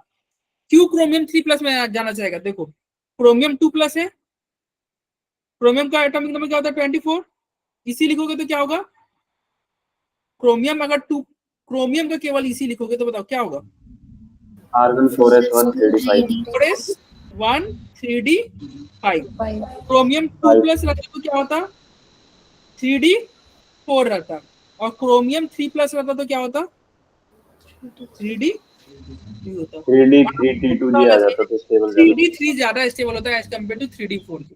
क्यों? क्योंकि T2G3 हो जाता है ना, पढ़े हुए ना कोऑर्डिनेशन कंपाउंड में टूटता था 3 डब्बा नीचे 2 डब्बा, मतलब 3 डब्बा नीचे 2 डब्बा ऊपर टूट जाता था, T2G3 आ गया भाई, D3 ज्यादा स्टेबल होता है, तो क्रोमियम 3+ में ज्यादा स्टेबल होगा, इसलिए ये कन्वर्ट हो जाएगा, ठीक है भाई। अरे बोलो। Yes sir. तो इसलिए क्रोमियम का जो कन्वर्ट हो जाएगा वो ग्राफ नीचे रहेगा, और जो नहीं हो रहा है वो ऊपर चला गया। क्यों ऊपर चला गया यार, ये नहीं होगा, आपको ज्यादा एनर्जी देना होगा, ये नहीं होगा, ज्यादा एनर्जी देना होगा, बोलो भाई समझ में आया। तो ज्यादा एनर्जी देना होगा तो इसमें इलेक्ट्रॉन पोटेंशियल तुम्हारा ज्यादा हो जाएगा। तो यही सब पॉइंट लिखा हुआ है, इसको एक बार पढ़ लेना। चलो भाई आगे नहीं पढ़ते हैं। और फिर ये जो दोनों ग्राफ था ना, जो अभी हमने पढ़ा ग्राफ और जो पहले ग्राफ पढ़ा था, दोनों को कंपेयर कर दिया। यहाँ पे देखो ये हमने पढ़ा था ना, जिंक वाला नीचे था, ये कॉपर ऊपर हो जा रहा था प्लस 0.34, यहाँ पे ये सेम ही लाइन आ रहा था, हाइड्रेशन एनर्जी की वजह से Mn नीचे आ रहा था, और अभी ऊपर वाला देखा था ना कि ये तुम्हारा ऊपर चला गया, ठीक है भाई। अब देखो ये Fe Yes, तो बहुत नीचे है, Fe अब तुम सोचो क्या Fe 3+ में जाना चाहेगा, तो हाँ भाई जाना चाहेगा। क्यों? यस सर D5 हो जाता है ना, Fe 3+ होगा ना, D5 हो जाएगा 3+ में, D5 हो जाएगा, तो हाँ भाई ये जाना चाहेगा, ये जाना चाहेगा, ठीक है भाई। इसलिए जो जाना चाहेगा उसका ग्राफ नीचे, जो नहीं जाना चाहेगा उसका ग्राफ ऊपर। बोलो कोई दिक्कत नहीं। No sir. No sir. तो यही बात लिखा हुआ है यहाँ पे, देखो 2+ में केवल कॉपर जो है, जिसका क्या होता है, कॉपर जो होता है उसका आयोनाइजेशन एनर्जी बहुत ज्यादा होता है, उसका वैल्यू पॉजिटिव होता है। क्रोमियम 3+ में जाना चाहेगा, इसलिए क्रोमियम 3+ में क्या होगा, वहां जाना चाहेगा। क्यों जाना चाहेगा? क्योंकि उसका T2G हाफ फील्ड होता है, T2G क्या होता है, Mn3+ में नहीं जाना चाहिए। क्यों? क्योंकि उसका भाई D5 क्यों खराब करेगा वो, अपना D5 क्यों जाएगा ये करना, डिस्टर्ब करना। ये क्वेश्चन था देखो, क्रोमियम 3+ में क्यों जाना चाहता है, अभी हम समझ गए ना क्यों जाना चाहेगा भाई, T2G वाला कारण हो गया। और कह रहा है कि Mn क्यों 3+ में नहीं जाना चाहेगा, तो उसका कारण क्या हो गया, हाफ फील्ड वाला। ये एनसीईआरटी का क्वेश्चन है, ठीक है, एनसीईआरटी का स्लाइड है। अरे बोलो, आगे बढ़ा जाए। Yes, sir. और ये सीरीज Yes, के बारे में बात sir. कर रहा है, ये सीरीज के बारे में बात कर रहा है कि हाँ भाई कॉपर क्यों जाती है, ये प्लस में है, बाकी निगेटिव में क्यों है, तो सब डिस्कशन कर चुके हैं। ये भी तुम पढ़ लेना, ये क्रोमियम 3+ में क्यों जाना चाह रहा है, आयरन 3+ में क्यों जाना चाहेगा, ठीक है। तो यहाँ पे इलेक्ट्रोड पोटेंशियल पूरी तरह से खत्म हो गया। बाकी इलेक्ट्रोड पोटेंशियल ये तो अब अगला चैप्टर ही आने वाला है, इलेक्ट्रोकेमिस्ट्री तो बहुत बढ़ के आएगा। इतना अगर तुम समझ में गए होगे ना तो वहां पे तुम्हें बहुत इजी हो जाएगा जब इलेक्ट्रोकेमिस्ट्री पढ़ोगे तो। यस सर, मजे आएंगे। चलो भाई, आप कैसा लग रहा है, इतना दिमाग में घुसा भाई कुछ? सर दिल गार्डन हो गया। गार्डन। बाकी बच्चे बताओ यार, समझ में आ रहा है? कोमल, Sujata, Vanya, Fatima? Yes, sir. Yes, sir. चलो भाई, आप सर, थोड़ा आप तो इधर उधर की देखा। बात कर लेते हैं, फिर आगे पढ़ेंगे। लो चलो यार, सर तुम विहान की बात सुन लो आप। इसी की बातें सुनेंगे। मोइन आया है तुम्हारा ट्रांसलेटर? तुम्हारी आवाज आवाज नहीं आ रही है मेरी। नहीं, तुम्हारा आवाज आ रही है भाई, तू बोलना, मैं बोलता हूँ सर को। मेरा आवाज बोलो। मेरा आवाज आ रहा है सर, मेरा आवाज। यार तुम्हारा पार्टनर मोइन नहीं आया है, तुम्हारा आवाज आ रहा है।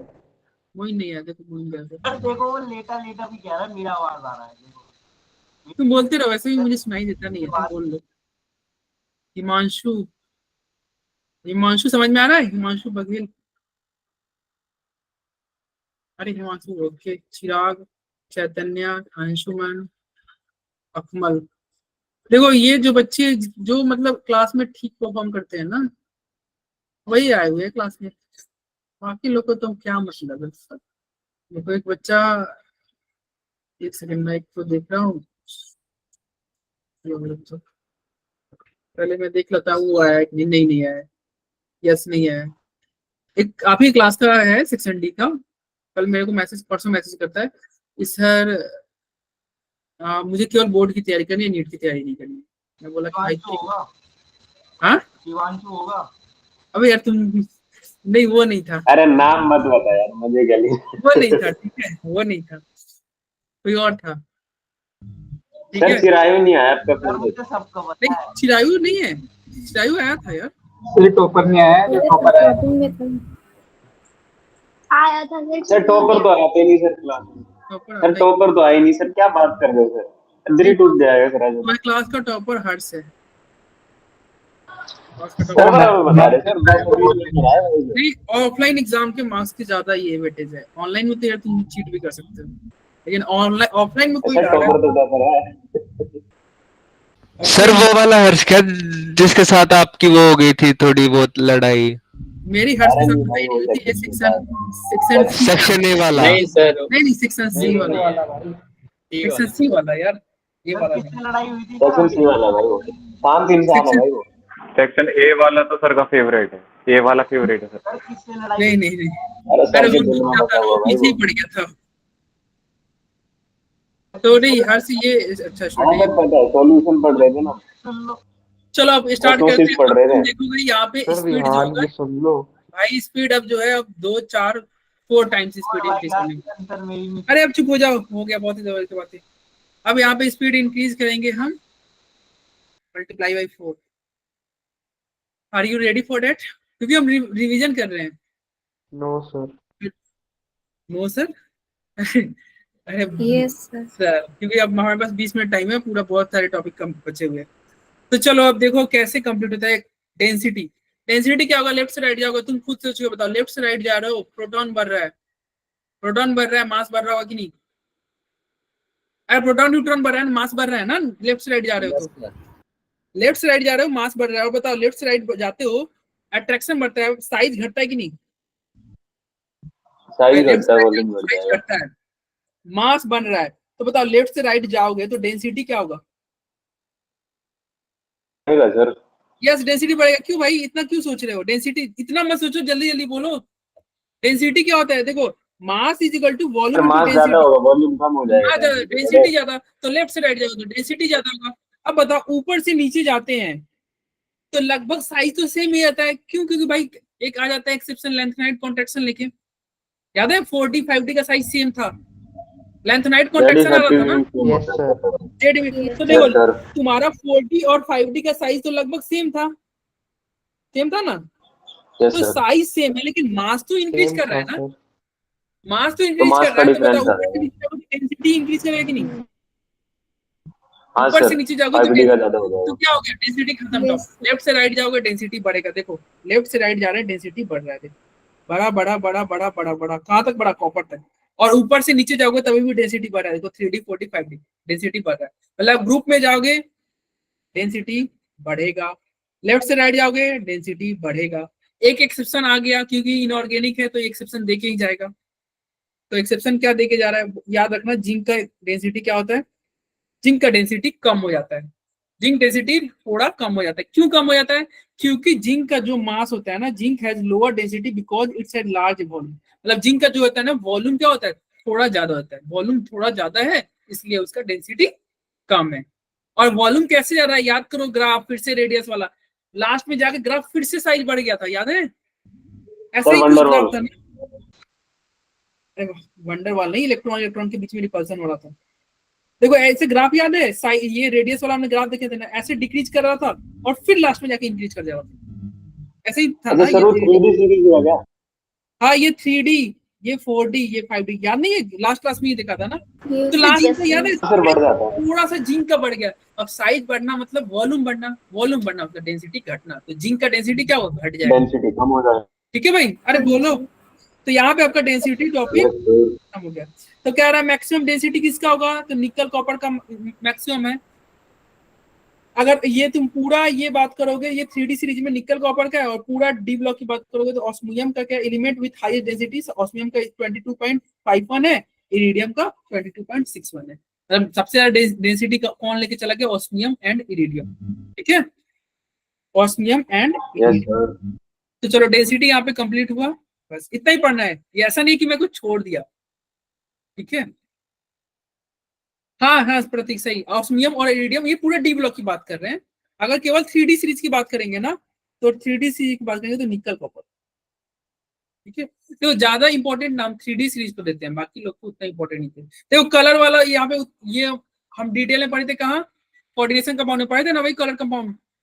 कलर क्यों शो करता है, Yes, तो sir. कलर इस चैप्टर में याद रखना, कलर तभी होगा D इस चैप्टर में। की जब डी में अनपेयर्ड इलेक्ट्रॉन हो, यानी कि डी में इलेक्ट्रॉन होगा, अनपेयर्ड इलेक्ट्रॉन होगा तो कलर्ड होगा, अगर डी में अनपेयर्ड इलेक्ट्रॉन नहीं होगा तो कलर नहीं होगा, समझ में आया?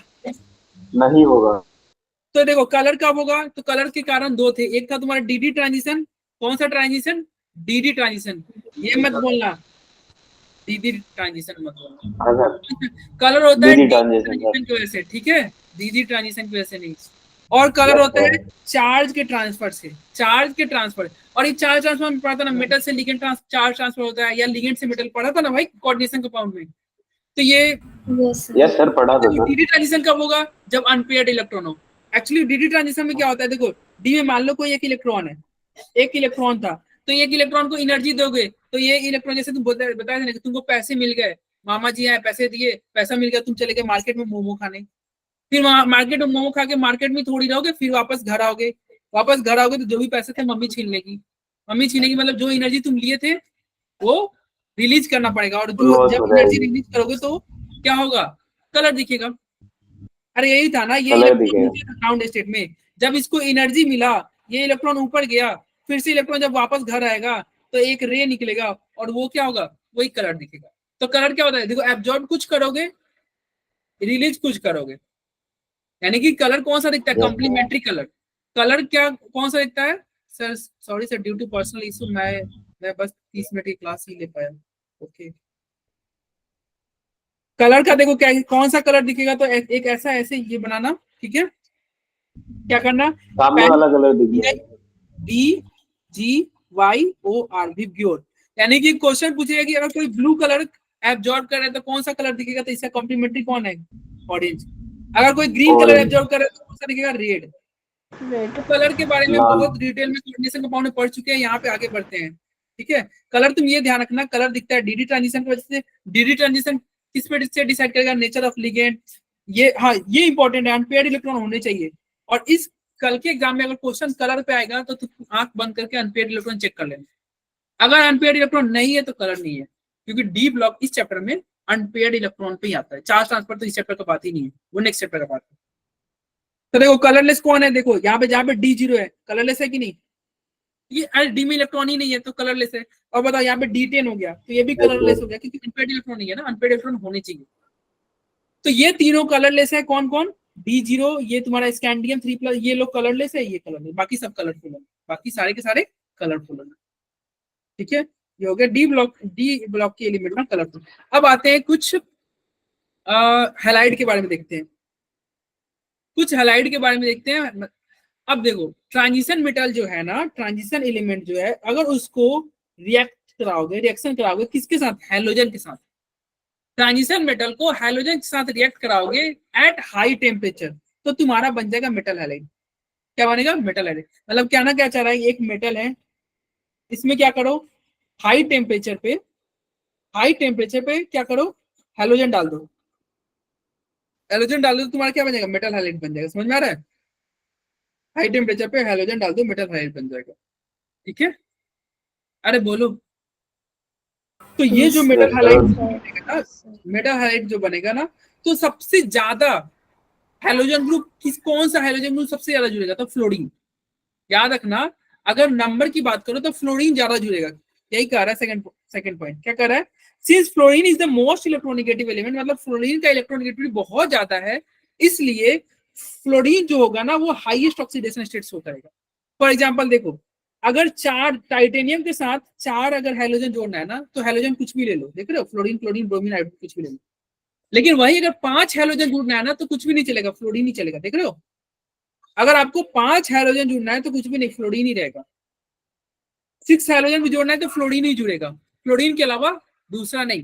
क्यों? क्योंकि फ्लोरीन का इलेक्ट्रोनेगेटिविटी बहुत क्या होता है? बहुत ज्यादा है। पता है ना, फ्लोरीन का 4 होता है सबसे ज्यादा। तो फ्लोरीन मैक्सिमम आपको ऑक्सीडेशन स्टेट शो करेगा मेटल का। Metal maximum oxidation state fluorine के साथ शो करेगा, याद रखना। ठीक है, the +7 oxidation state of Mn is not shown by simple halide. मतलब ये कहना चाह रहा है कि देखो Mn जो है ना, Mn F7 नहीं बनेगा, लेकिन MnO3F बनेगा। ऐसा क्यों? देखो यहाँ पे भी ऑक्सीडेशन स्टेट +7 था, यहाँ पे भी +7 है, तो ऐसा इसलिए हो जाता है। देखो यहाँ पे 7 फ्लोरीन है ना, 7 आ जाता है, 7 स्टेरिक हिंड्रेंस वगैरह आ जाएगा। लेकिन यहाँ पे क्या है? यहाँ पे तो 3 ऑक्सीजन 1 फ्लोरीन है ना, तो चले गए, एटम तो 4 ही हुआ ना। ऑक्सीजन डबल बॉन्ड बना लेता है ना, तो ठीक है, कोई दिक्कत नहीं। ठीक है, अभी आ रहे हैं, आगे देखते जा रहे हैं। चलो ये सब तुम पढ़ लेना। हाँ, जो तुम क्वेश्चन कर रहे थे ना सर कॉपर वाला, तुम्हारा क्वेश्चन आ जाएगा। देखो ये क्या कर रहा है, अभी पढ़ा ना, वेनेडियम तुम्हारा 5, वेनेडियम तुम्हारा मैक्सिमम 5 तक जा सकता है, फ्लोरीन के साथ क्रोमियम 6 के साथ जा सकता है। फिर क्या रहा है, fluoride are relatively unstable in their low oxidation state. मतलब हाँ, फ्लोरीन जो है ना वो कम के साथ नहीं रहना चाहिए। मतलब फ्लोरीन 2 फ्लोरीन नहीं जुड़ेगा। ऐसा नहीं हुआ कि तुम्हारा फ्लोरीन VF2 ये कंपाउंड नहीं एग्जिस्ट करेगा, फ्लोरीन ज्यादा के साथ ही जुड़ना चाहेगा। लेकिन VCl2 ये तुम्हारा एग्जिस्ट करेगा, VBr2, VI2 ये सब बन सकता है। ठीक है, मतलब फ्लोरीन हमेशा क्या आएगा? ज्यादा के साथ रहेगा, ज्यादा फ्लोरीन के साथ जुड़ेगा, कम नहीं। फिर क्या कर रहा है, copper can form copper fluoride, sorry copper halide, copper halide बना सकता है। On the other hand copper 2 halide are known except the iodide. मतलब कह रहा है ना, कॉपर CuCl2 ये तुमको मिलेगा। क्या कर रहा है, on the all copper 2 halide are known, मतलब जितने भी कॉपर 2 हैलाइड है आपको मिलेंगे एक्सेप्ट एक को छोड़ के। कौन? Copper I2। मतलब क्या ना क्या चाह रहा है, CuI2 आपको नहीं मिलेगा, CuI2 आपको नहीं मिलेगा। क्यों नहीं मिलेगा? क्योंकि कॉपर आयोडाइड जो होता है ना वो क्या करता है, डिसप्रोपोर्शनेट रिएक्शन कर देता है।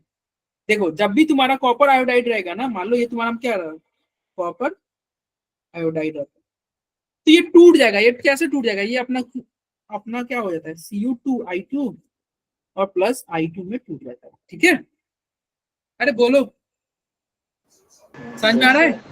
Yes sir. Yes, sir. चलो आगे बढ़ते हैं, इसे पढ़ लेना। देखो ये वही चीज यहाँ पे लिखा हुआ है क्या, it has been observed that copper 1 compound are unstable in aqua solution.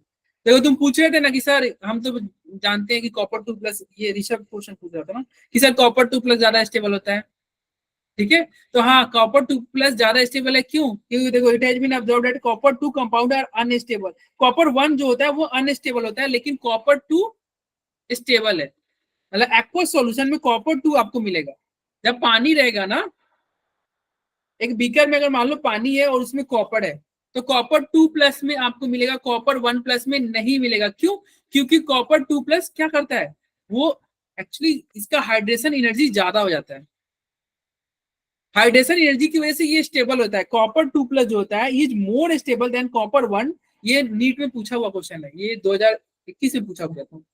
Copper 2 plus जो होता है वो क्या होता है, मोर स्टेबल होता है +1 ऑक्सीडेशन के कंपेयर में। मतलब 2 प्लस ज्यादा स्टेबल है 1 प्लस के कंपेयर में। क्यों? क्योंकि इसका हाइड्रेशन एनर्जी जो होता है ना वो ज्यादा होता है। हाइड्रेशन एनर्जी ज्यादा होता है, और हाइड्रेशन एनर्जी याद है निगेटिव होता है ना, एक्सोथर्मिक। अब जो रिएक्शन एक्सोथर्मिक है वो तो अपने आप होना चाहिए कि नहीं? अरे होना चाहिए ना एक्सोथर्मिक है तो कॉपर 2 प्लस क्या करेगा, कॉपर 2 प्लस आपको मिलेगा as compare to copper plus. Copper plus आपका लेस स्टेबल है, कॉपर 2 प्लस क्या है, मोर स्टेबल है। समझ आ रहा है? ऐसा क्यों हुआ? क्योंकि जब ये पानी में रहेगा ना तो क्या होगा, इसका हाइड्रेशन एनर्जी क्या होगा, निगेटिव में ज्यादा होगा। हाइड्रेशन एनर्जी निगेटिव में ज्यादा मतलब एक्सोथर्मिक रिएक्शन, और एक्सोथर्मिक रिएक्शन होगा तो ठीक है, अच्छी बात है। समझ में आया? और ये कितना ज्यादा होता है, सेकेंड आयोनाइजेशन एंथैल्पी से ज्यादा होता है। मतलब जितना तुम एनर्जी दोगे सेकेंड आयोनाइजेशन एनर्जी, उससे ज्यादा होता है हाइड्रेशन एनर्जी। समझ में आ रहा है? तो जब हाइड्रेशन एनर्जी इसको मिल ही जा रहा है तो 2 प्लस में रहेगा, इसलिए 2 प्लस में रहेगा। ठीक है भाई? अरे बोलो कोई दिक्कत? तो यही यहाँ पे फिर से देखो लिखा हुआ है, कॉपर प्लस एक्वा सॉल्यूशन में क्या होगा, डिस्प्रोपोर्शनल रिएक्शन करेगा। This is because hydration enthalpy जो होता है वो क्या होता है, ज्यादा होता है एज कंपेयर, मतलब आयोनाइजेशन एनर्जी से ज्यादा होता है हाइड्रेशन एनर्जी। ये नीट 2021 या 21 इसी में पूछा हुआ है, ये नीट में पूछा हुआ क्वेश्चन। चलो ये हमने देखा ही ना कि देखो मैक्सिमम हैलाइड कौन बनाएगा। देखो फ्लोरीन के साथ ये 5 तक जा रहा है, बाकी लोग के साथ नहीं। देखो जो भी तुम्हारा ऊपर वाला देख रहे हो फ्लोरीन के साथ ही है, फ्लोरीन के साथ ही है। मतलब मैक्सिमम हैलाइड को इसके साथ जाएगा, फ्लोरीन के साथ, बाकी लोगों के साथ नहीं जाएगा। ठीक है? तो यही हैलाइड की बात थी।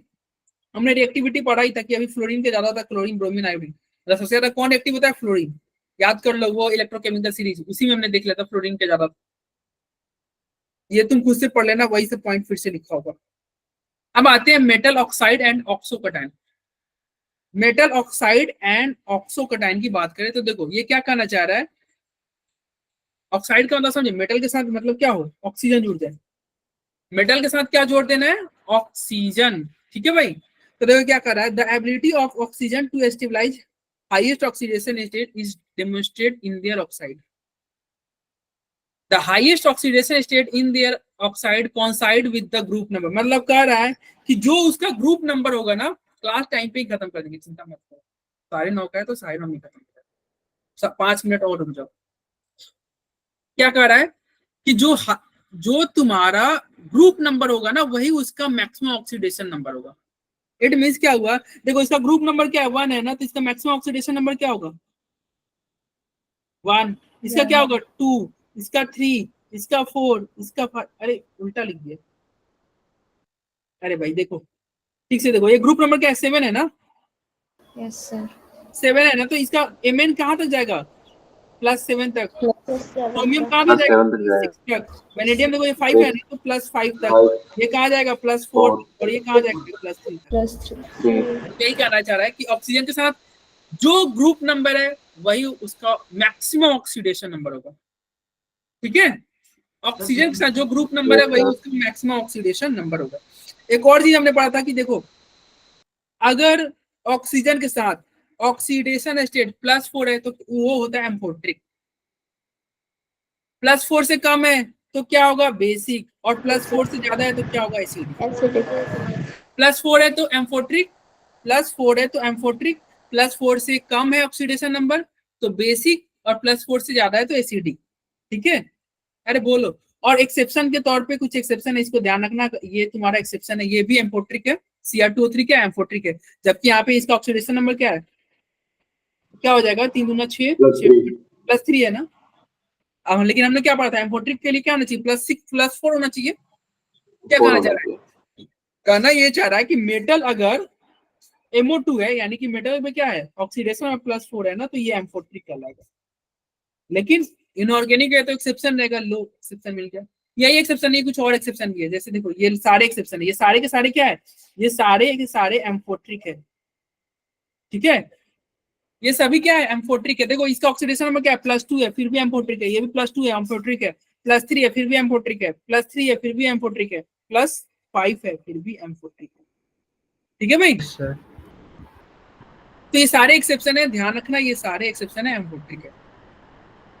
चलो ये तुम्हारा ये हो गया, कुछ एग्जांपल दिया हुआ है, ये ध्यान रखना, उतना टाइम नहीं है कि हम डिस्कस करें। 4 मिनट बचे हैं। हाँ 4 मिनट बचे हैं, 4 मिनट में क्लास खत्म होगा, चिंता मत करो, रो मत यार, यहाँ रो मत, डोंट क्राई, 4 मिनट में खत्म कर दूंगा। एक्चुअली ये तो फिर भी जाएगा, करवाई लो ना। देखो ये क्या है, देखो यहाँ पे तुम देख रहे होगे, एक चीज तुमको ऑक्सीडेशन स्टेट सबसे ज्यादा कॉमन दिख रहा होगा, क्या है, +2 दिख रहा है। देखो एक ऑक्सीजन सबके साथ जुड़ा हुआ है, +2 सबसे ज्यादा कौन सा कॉमन है, ठीक है। अरे 4 मिनट, अब 3 ही मिनट बच रहे हैं ना, 9:30 में एकदम छोड़ देंगे, ठीक है। और मैं भी नहीं खाया हूँ, चिंता मत करो, मेरा तो इधर इधर कहोगे तो मैं घुमा के दिखाऊंगा, किचन में खाना बन रहा है मेरा। और हमारे यहाँ बन रहा है, आज सैटरडे है ना, तो खिचड़ी बन रहा है। खिचड़ी जानते हो, खिचड़ी बन रहा है आज मुझे। सर सारे बच्चे तो भारत के ही हैं यहाँ पे, आपको क्या लगता है, खिचड़ी जानते हो? हाँ हाँ, नहीं कुछ बच्चे मतलब अलग ग्रह से भी आए होंगे, क्लास के साथ ही खा लिए, मैं नहीं खा सकता ना। तो सबसे ज्यादा कॉमन ऑक्सीडेशन स्टेट क्या है, +2 है। और यहाँ पे ये कुछ स्टार मार्क किया हुआ है, स्टार मार्क किया हुआ है, देखो स्टार मार्क, तो इससे बोलता है ये मिक्स ऑक्साइड है, क्या है, मिक्स्ड ऑक्साइड। मिक्स्ड ऑक्साइड मतलब क्या होता है, देखो किसको किसको स्टार मार्क किया है, Mn3O4, Mn3O4। तो मिक्स ऑक्साइड का मतलब होता है, मिक्स्ड ऑक्साइड का मतलब होता है, देखो इसको लिख दो MnO और फिर डॉट करके क्या लिख दो, Mn2O3, ठीक है। सिमिलरली ये तुम्हारा Fe3O4 है ना, तो इसको तुम लिख सकते हो FeO और फिर लिख दोगे Fe2O3। इसको क्या लिख सकते हो, कोबाल्ट O2O3। ये मिक्स्ड ऑक्साइड का मतलब हुआ, ठीक है। सबसे ज्यादा कॉमन ऑक्सीडेशन एजेंट क्या है, +2 सबसे ज्यादा कॉमन है। और मैक्सिमम कौन सा कर रहा है, देखो Mn तुम्हारा मैक्सिमम +7 तक जा रहा है ना, देखो +7 तक गया। वेनेडियम तुम्हारा +5 तक जा रहा है, ये तुम्हारा प्लस, ये कॉमन +2 है या +3? क्या सर कॉमन तो +3 है ना, +2 है ना, देखो टाइटेनियम, अरे इधर देखो, अरे एक सेकंड देखो, TiO है तो क्या होगा, +2 नहीं होगा, +2 नहीं होगा। कॉमन का मतलब है जो सबसे ज्यादा मेटल शो कर रहा है, देखो +2, देखो सब में +2 है ना, सबसे ज्यादा मेटल कौन शो कर रहा है, अरे सभी +2 शो कर रहे हैं भाई, सभी +2 शो कर रहे हैं। क्यों नहीं, एकमात्र ये क्वेश्चन आ सकता है, कौन ट्रांजिशन मेटल है जो +2 नहीं शो करता था, स्कैंडियम +2, ये +3 ही शो करेगा। तो मोस्ट कॉमन +2 हुआ ना, समझ में आया। बट सर आपके जो पेपर आया था उसमें भी क्वेश्चन था, लेकिन उसमें लोवेस्ट कॉमन बताया पूछा था, तो उसका आंसर वो कुछ और क्वेश्चन होगा, एक बार फिर से पूछिएगा। वो मोस्ट कॉमन का मतलब मैं ये कहना चाह रहा हूँ कि जो मैक्सिमम ट्रांजिशन मेटल शो करे, वो मे बी ऐसा क्वेश्चन हो कि आयरन किस में रहना चाहता हो। सर ये +2 मोस्ट कॉमन लैंथेनाइड और एक्टिनाइड दोनों में होगा, ठीक है। आप क्वेश्चन भेज देना मेरे, ठीक है, मैं देख लूंगा। सर वो डीएमबीएस के पेपर में था, वो तो चला गया, डीएमएस के पेपर में था, ठीक है देख लेंगे। इट मे बी नोटेड, यहाँ पे पढ़ लेना, ये सब तुम खुद से पढ़ लेना, ये सब चीजें तो है। सही +2 लैंथेनाइड और एक्टिनाइड दोनों में मोस्ट कॉमन है। वो तो +3 लैंथेनाइड के लिए था। देखो the transition element in +2 and +3 oxidation are mostly form ionic bond, where the higher, ये कह रहा है कि कौन आयनिक कौन कोवैलेंट बॉन्ड बनाएगा, इसके बारे में ये तुम खुद से पढ़ लेना एक बार, ठीक है, पढ़ लेना, हो गया। चलो ये देखो, इसका मैं रिकॉर्डेड सेशन में शेयर किया हुआ KMnO4 वाला और K2Cr2O7 वाला, एक मैंने रिकॉर्डिंग भेजा था ना भाई, तो उससे तुम देख लेना, यूट्यूब पे वो रिकॉर्डिंग अपलोड है ना, उससे ये देख लेना और चैप्टर तुम्हारा ये कंप्लीट हुआ। ठीक है। अरे केमेनोफोर में पढ़ाया हूँ, केमेनोफोर पोटेशियम परमैंगनेट में पढ़ाया हूँ, आपको रिकॉर्डिंग भी शेयर किया हूँ, एक बार उसको देख लेना। टाइम रहता तो मैं यहाँ पे आपको डिस्कस कर देना, नहीं तो अगर तुम कभी बोलोगे तो मैं ऐसे ही सामने क्लास ले लूंगा। मैं क्लास लेने से सर अभी ले लो ना, क्या दिक्कत है सर? अब हाँ सर, पूरा करा दो। सर आधे घंटे में कौन मर रहा है बिना खाने के? सर क्या बात कर रहे हो? हाँ? सर आधे घंटे में कौन मर रहा है? करा अभी देंगे। करा दो सर। ठीक है, तो जिसको रुकना है वो रुक सकता है, जिसको जाना है वो जा सकता है। हाँ सर, जिसको रुकना है वो हाँ वो रुक सकता भाई है। सो जा यार, मम्मी डांट रही है तो। नहीं ठीक है, नहीं तब पढ़ ले। देखो तुमको रिकॉर्डिंग अवेलेबल मैं करा चुका हूँ, यूट्यूब पे अपलोडेड हाँ है। सर रिकॉर्डिंग देख लेंगे, जो जाना है अगर जिसको। किसी को रुकना है तो वो रुक सकता है, अगर किसी को जाना है तो वो जा सकता है, ये आपकी चॉइस है। चलो अब कैलाश बोल दिया तो चलो कैलाश के लिए मैं बता ही दे रहा हाँ हूँ। सर। सर पढ़ाओ, सर पढ़ाओ। ठीक है, सर पढ़ाओ सर। अगर ये छूट जाएगा तो फिर ये छूट ही जाएगा, ये छूट अरे जाएगा भाई तो। टॉपर की बात नहीं, 2 लेक्चर पहले हो चुके हैं भाई।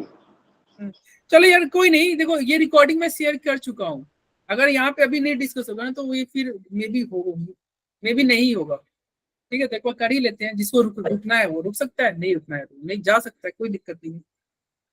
चलो थोड़ा ये बस रिएक्शन को ही मैं थोड़ा शॉर्ट में निपटा देता हूँ, बहुत ज्यादा नहीं लूंगा। ये तुम पढ़ लेना। देखो ये अगर मैंने बताया था ना कि ये इक एसिड है, ये 8 आयन है। जब हाइड्रोजन निकालोगे ना तो इक से क्या बनता है 8। देखो इसे बोलते हैं पर मैंगनीक एसिड, और जब हाइड्रोजन आप खा लिए तो क्या होगा, पर मैंगनेट आयन बना। इक एसिड से क्या बना 8। 8 कैसे बनता है, हाइड्रोजन जब हटाओगे ना तो 8 बन जाएगा। तो ये सब तुम पढ़ लेना। ये देखो इक एसिड से 8 बन गया, इक से 8 कैसे बनेगा, हाइड्रोजन गैप करोगे, हाइड्रोजन गैप करोगे तो इक से 8 बनेगा। ओके गुड नाइट, जाओ करण, कोई दिक्कत नहीं। ये स्ट्रक्चर वगैरह ये सब अब पढ़ ले। मेन हम रिएक्शन की बात करते हैं, छोड़ो ये सब, बाकी रिएक्शन पे आते हैं। मेन रिएक्शन ही है। देखो क्या कर रहा है, MnO4 माइनस से MnO4 2 कैसे कन्वर्ट होगा, तो जब तुम बेस में डालोगे ना, देखो ये क्या है, कैसे मान लो KMnO4 है, MnO4 के चला गया बाहर, ठीक है, क्या बचा MnO4 माइनस। तो MnO4 माइनस को जब आप बेस में डालोगे ना, जब आप क्या डालोगे, बेस में डालोगे, MnO4 माइनस को बेस में डालोगे तो क्या बनेगा, MnO4 2 समझ में आ रहा है। MnO4 माइनस को बेस में डालोगे तो MnO4 2 बनेगा। इसका मतलब क्या हुआ, इसका ऑक्सीडेशन नंबर पहले क्या था, +7 था, और ये क्या हो गया, +6 में चला गया। तो +7 से +6 में कब कन्वर्ट होगा, जब बेस में डालोगे। और इसी को, ये जो तुम्हारा +6 वाला पार्ट था, इसको अगर एसिड में डालोगे ना तो फिर से +7 में आएगा, फिर से +7 में जाएगा, मतलब आपस में कन्वर्ट होगा, आपस में ये कन्वर्ट होगा। ये ध्यान दे रखना, ये याद रखना, क्या ये बहुत इंपॉर्टेंट है, यूज पड़ेगा। हम क्या बोल रहे हैं, ऑक्सीडेशन अगर बढ़ाना होगा ना तो तुम क्या करना, एसिड डालना। जैसे यहाँ पे ऑक्सीडेशन नंबर क्या था, +6 था, +6 से अगर तुम +7 में जाना चाह रहे हो ना तो एसिड डालोगे। क्या डालोगे, एसिड। अरे बोलो तो सही, एसिड डालोगे तो क्या होगा, ऑक्सीडेशन नंबर बढ़ेगा। और अगर ऑक्सीडेशन नंबर को बढ़ाना है तो बेस डाल देना। ऑक्सीडेशन करना है ना तो बेस डालोगे, क्या डालोगे, बेस।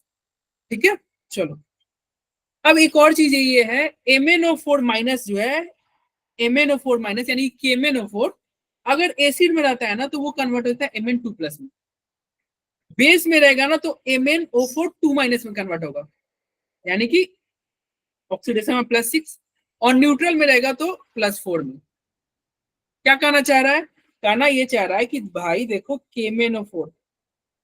KMnO4 को यदि आप कहाँ डालोगे, एसिड में, न्यूट्रल में और बेस में। तो एसिड में डालोगे तो इसका ये KMnO4 का ऑक्सीडेशन +7 होता है, तो +7 से ये कहाँ जाकर रुकेगा, +2 पे रुकेगा। न्यूट्रल में कहाँ जाकर रुकेगा, +4 में रुकेगा, और बेस में कहाँ रुकेगा, +6। बेस में कहाँ रुकेगा, +6। जैसे यहाँ पे एग्जांपल के तौर पर देखो, KMnO4 था, सब में ऑक्सीडेशन +7 है, +7 है, +7 है।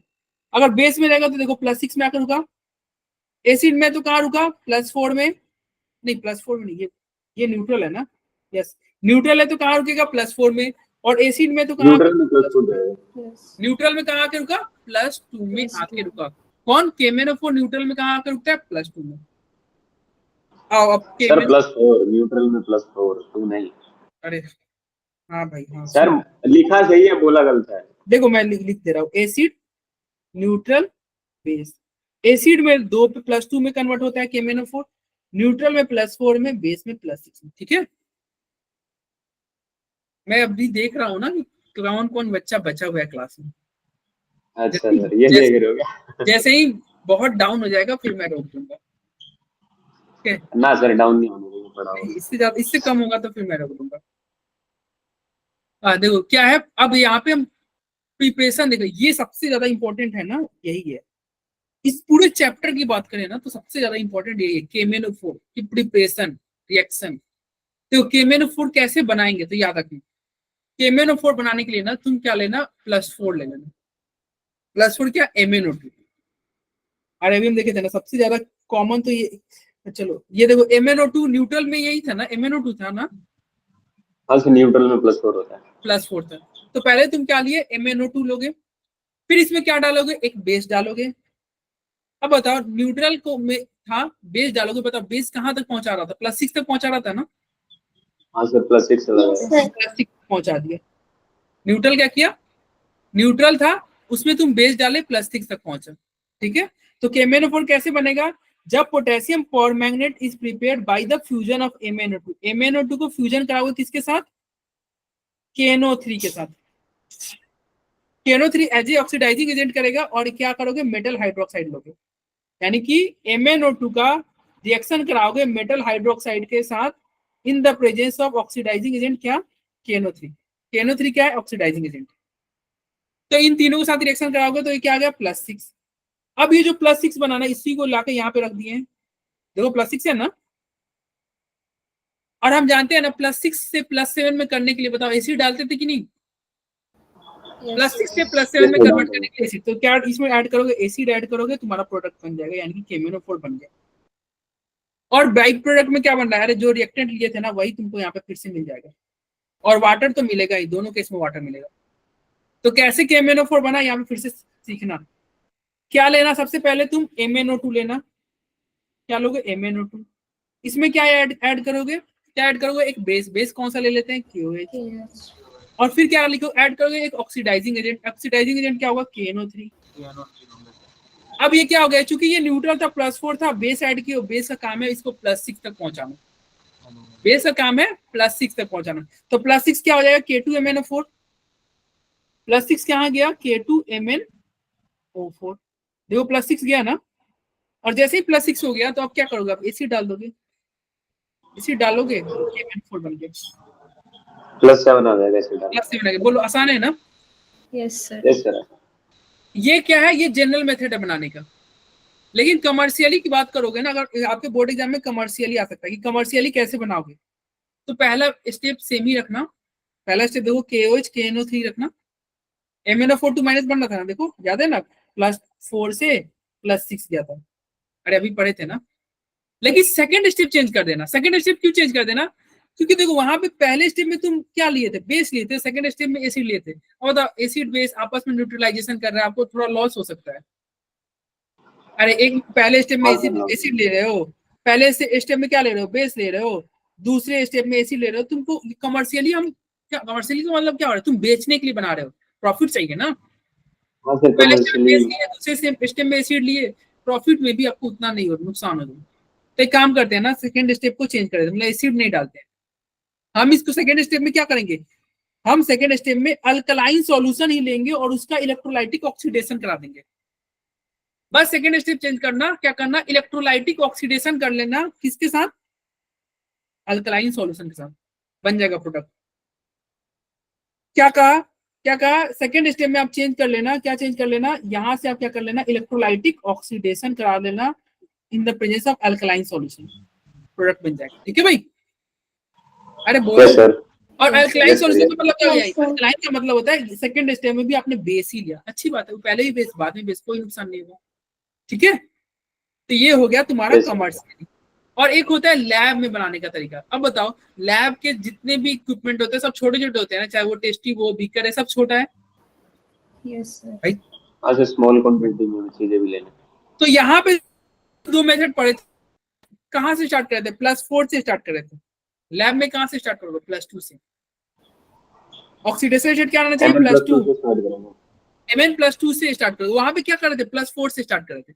और लैब में बताओ, वहां पे 2 स्टेप में कर रहे थे, लैब में क्या करेंगे, हम एक स्टेप में ही करेंगे, मतलब जो भी प्रोडक्ट बनेगा एक single स्टेप में ही जाएगा।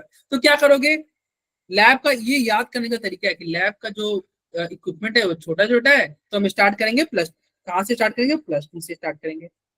फिर इसमें क्या ले लेंगे, परऑक्सो डाइसल्फेट ले लेंगे, क्या लेंगे, परऑक्सो डाइसल्फेट। तो जब इसमें आप परऑक्सो डाइसल्फेट लोगे, साथ में आप वाटर लोगे, तो एक स्टेप में ही प्रोडक्ट आपका बन जाएगा, एक स्टेप में ही प्रोडक्ट बन जाएगा।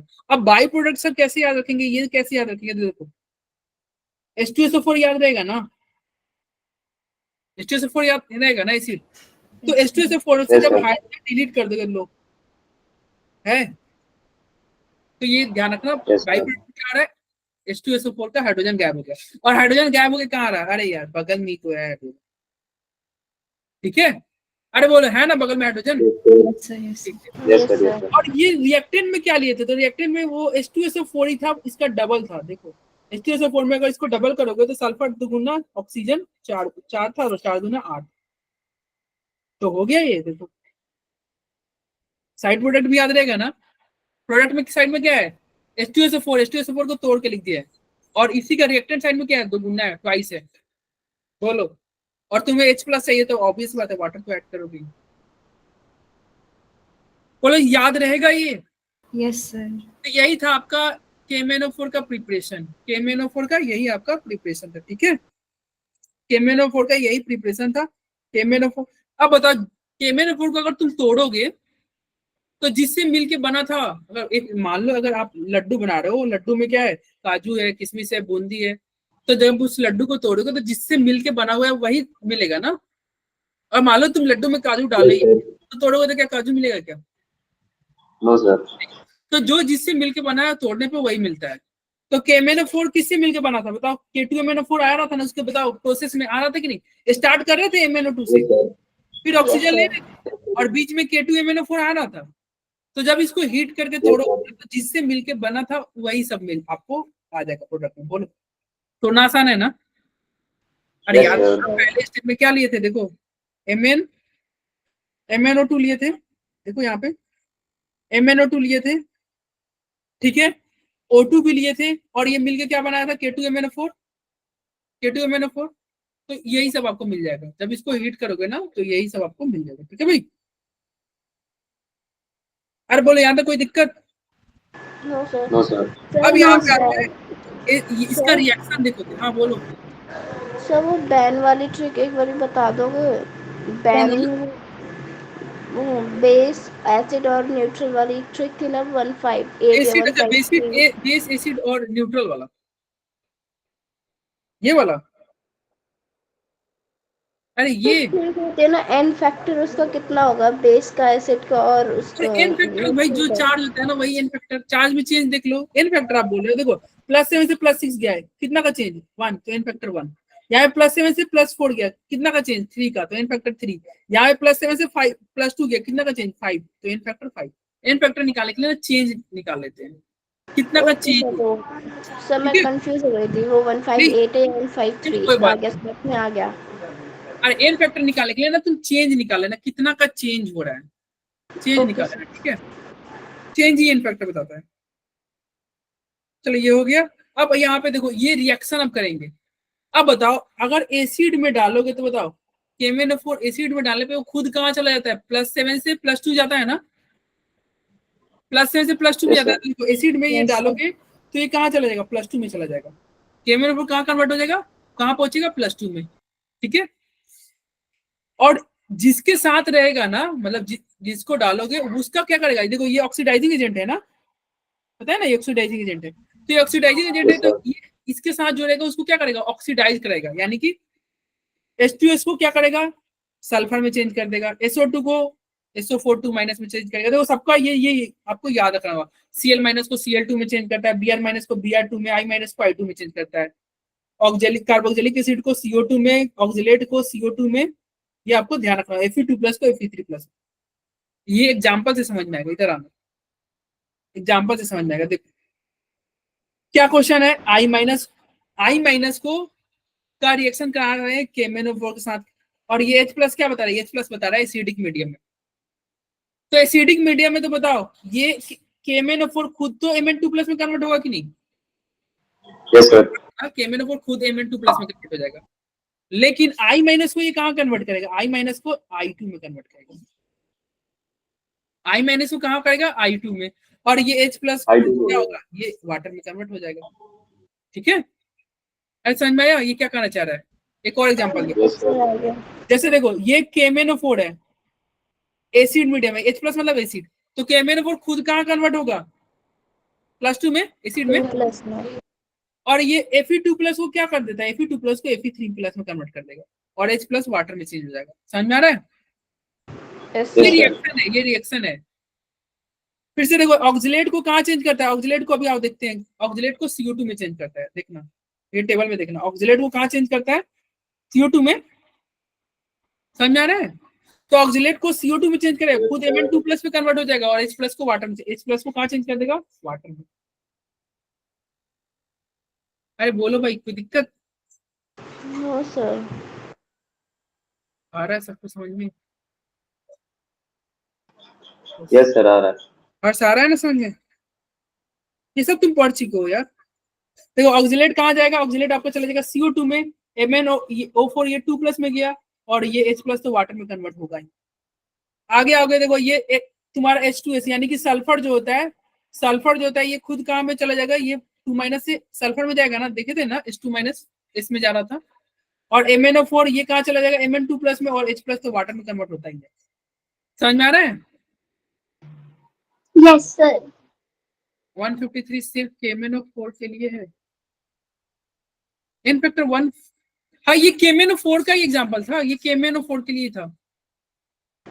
ओके सर, मैंने एक क्वेश्चन देखा था उसमें KMnO4 का ही पूछा था, इसलिए हाँ मैंने तो वो हो जाएगा, वो KMnO4 और वो चेंज से तुम निकाल सकते हो। देखो यहाँ पे फिर से देखो MnO4 माइनस Mn2+ में कन्वर्ट हो जाएगा, SO3 को कहाँ ले जाता है? सल्फेट में जाता है, वो उसी जो तुम्हारा टेबल है ना वो ध्यान रखना, और H+ वाटर में। ठीक है, सब वैसा ही रिएक्शन है। ये वाटर है, ये I- को कहाँ तक अच्छा न्यूट्रल, ये न्यूट्रल का केस आ गया। न्यूट्रल का अलग केस है क्या? एक और आपके टेबल था ऊपर, न्यूट्रल और अल्कलाइन में। बताओ न्यूट्रल में KMnO4 कहाँ तक कन्वर्ट होता है? KMnO4 MnO2 में कन्वर्ट हो जाता है ना, याद है ना? एसिड में Mn2+ में, न्यूट्रल में MnO2 में, और बेस में +6 में जाता था, बेस में +6 में जाता था। तो न्यूट्रल में कहाँ गया? +4 में। और ये कहाँ जाएगा? Br- कहाँ गया? BrO3- में, I- IO3-, ये तुम्हारा, ये ध्यान रखो। अच्छा न्यूट्रल में देखो Mn2+ भी MnO2 में कन्वर्ट हो रहा है, और KMnO4 भी MnO2 में ही कन्वर्ट होता है। यानी कि अगर Mn2+ के साथ रिएक्शन कराओगे न्यूट्रल मीडियम में KMnO4 का, तो MnO2 का संख्या बढ़ जाएगा कि नहीं? बढ़ जाएगा ना भाई। देखो क्योंकि Mn2+ भी MnO2 दे रहा है, और KMnO4 भी MnO2 दे रहा है, तो न्यूट्रल केस में MnO2 का आपका क्या बन जाएगा? क्वांटिटी बढ़ जाएगा। तो देखो इधर न्यूट्रल का केस है, बताओ न्यूट्रल में KMnO4 कहाँ कन्वर्ट होता है? MnO2 में। I- कहाँ कन्वर्ट होगा? IO3- में। IO3- में। और न्यूट्रल है ना, तो ये न्यूट्रल के लिए पहचान क्या है? इधर आपको वाटर लेना होगा। एसिड का पहचान क्या था? ये एसिड ले रहे थे ना, H+ ले रहे थे। न्यूट्रल में वाटर लोगे तो इधर आपको बेस मिलेगा, OH-। ठीक है, फिर से देखो ये न्यूट्रल मीडियम है, क्या पता चला सर वाटर है, वाटर है तो न्यूट्रल मीडियम है। अब बताओ न्यूट्रल में ये MnO4- ये किस में कन्वर्ट होता है? MnO2 में होता है ना। और ये तुम्हारा अभी टेबल में देखे थे ना, H2O3-, ये तुम्हारा सल्फेट आयन में कन्वर्ट होता है, और वाटर OH- में हो जाएगा। ये न्यूट्रल का केस था। ये देखो हमने देखा था ना Mn2+, अगर न्यूट्रल के केस में Mn2+ भी MnO2 में कन्वर्ट होता है, अरे ये भी MnO2 में कन्वर्ट होता है, और ये भी MnO2 दोनों MnO2 में कन्वर्ट हो रहा था ना, दोनों MnO2। तो MnO2 की संख्या बढ़ गई, बाकी कुछ नहीं मिलेगा। MnO2 के अलावा यहाँ पे कुछ नहीं मिलेगा, केवल MnO2 मिलेगा। ठीक है, और बाकी सब में H+ आ रहा, बेस आ रहा था, यहाँ पे H+ बचेगा, क्योंकि यहाँ पे दूसरा कुछ मिल ही नहीं रहा है। तो बस रहने देते हैं आज के लिए। K2 ये जो है ये हो गया। यूज तुम पढ़ लेना, ये ऊपर वाला स्लाइड है, कोई दूसरा स्लाइड नहीं है। यूज तुम खुद से पढ़ लेना। एक छोटा सा टॉपिक बच ही गया, किसी दिन बोलोगे तो क्लास एक्स्ट्रा रख के करा देंगे, नहीं तो रिकॉर्डिंग अवेलेबल है। ठीक है, रिकॉर्डिंग अवेलेबल है, देख लेना। पोटेशियम डाइक्रोमेट वो मैं यूट्यूब अपलोड किया हूँ, एक बार उसको अच्छे से देख लेना। रिकॉर्डिंग ऑफ करते हैं, किसी को कोई डाउट हो तो पूछ सकता है, नहीं तो भूख लग गया तो तुम जा सकते हो।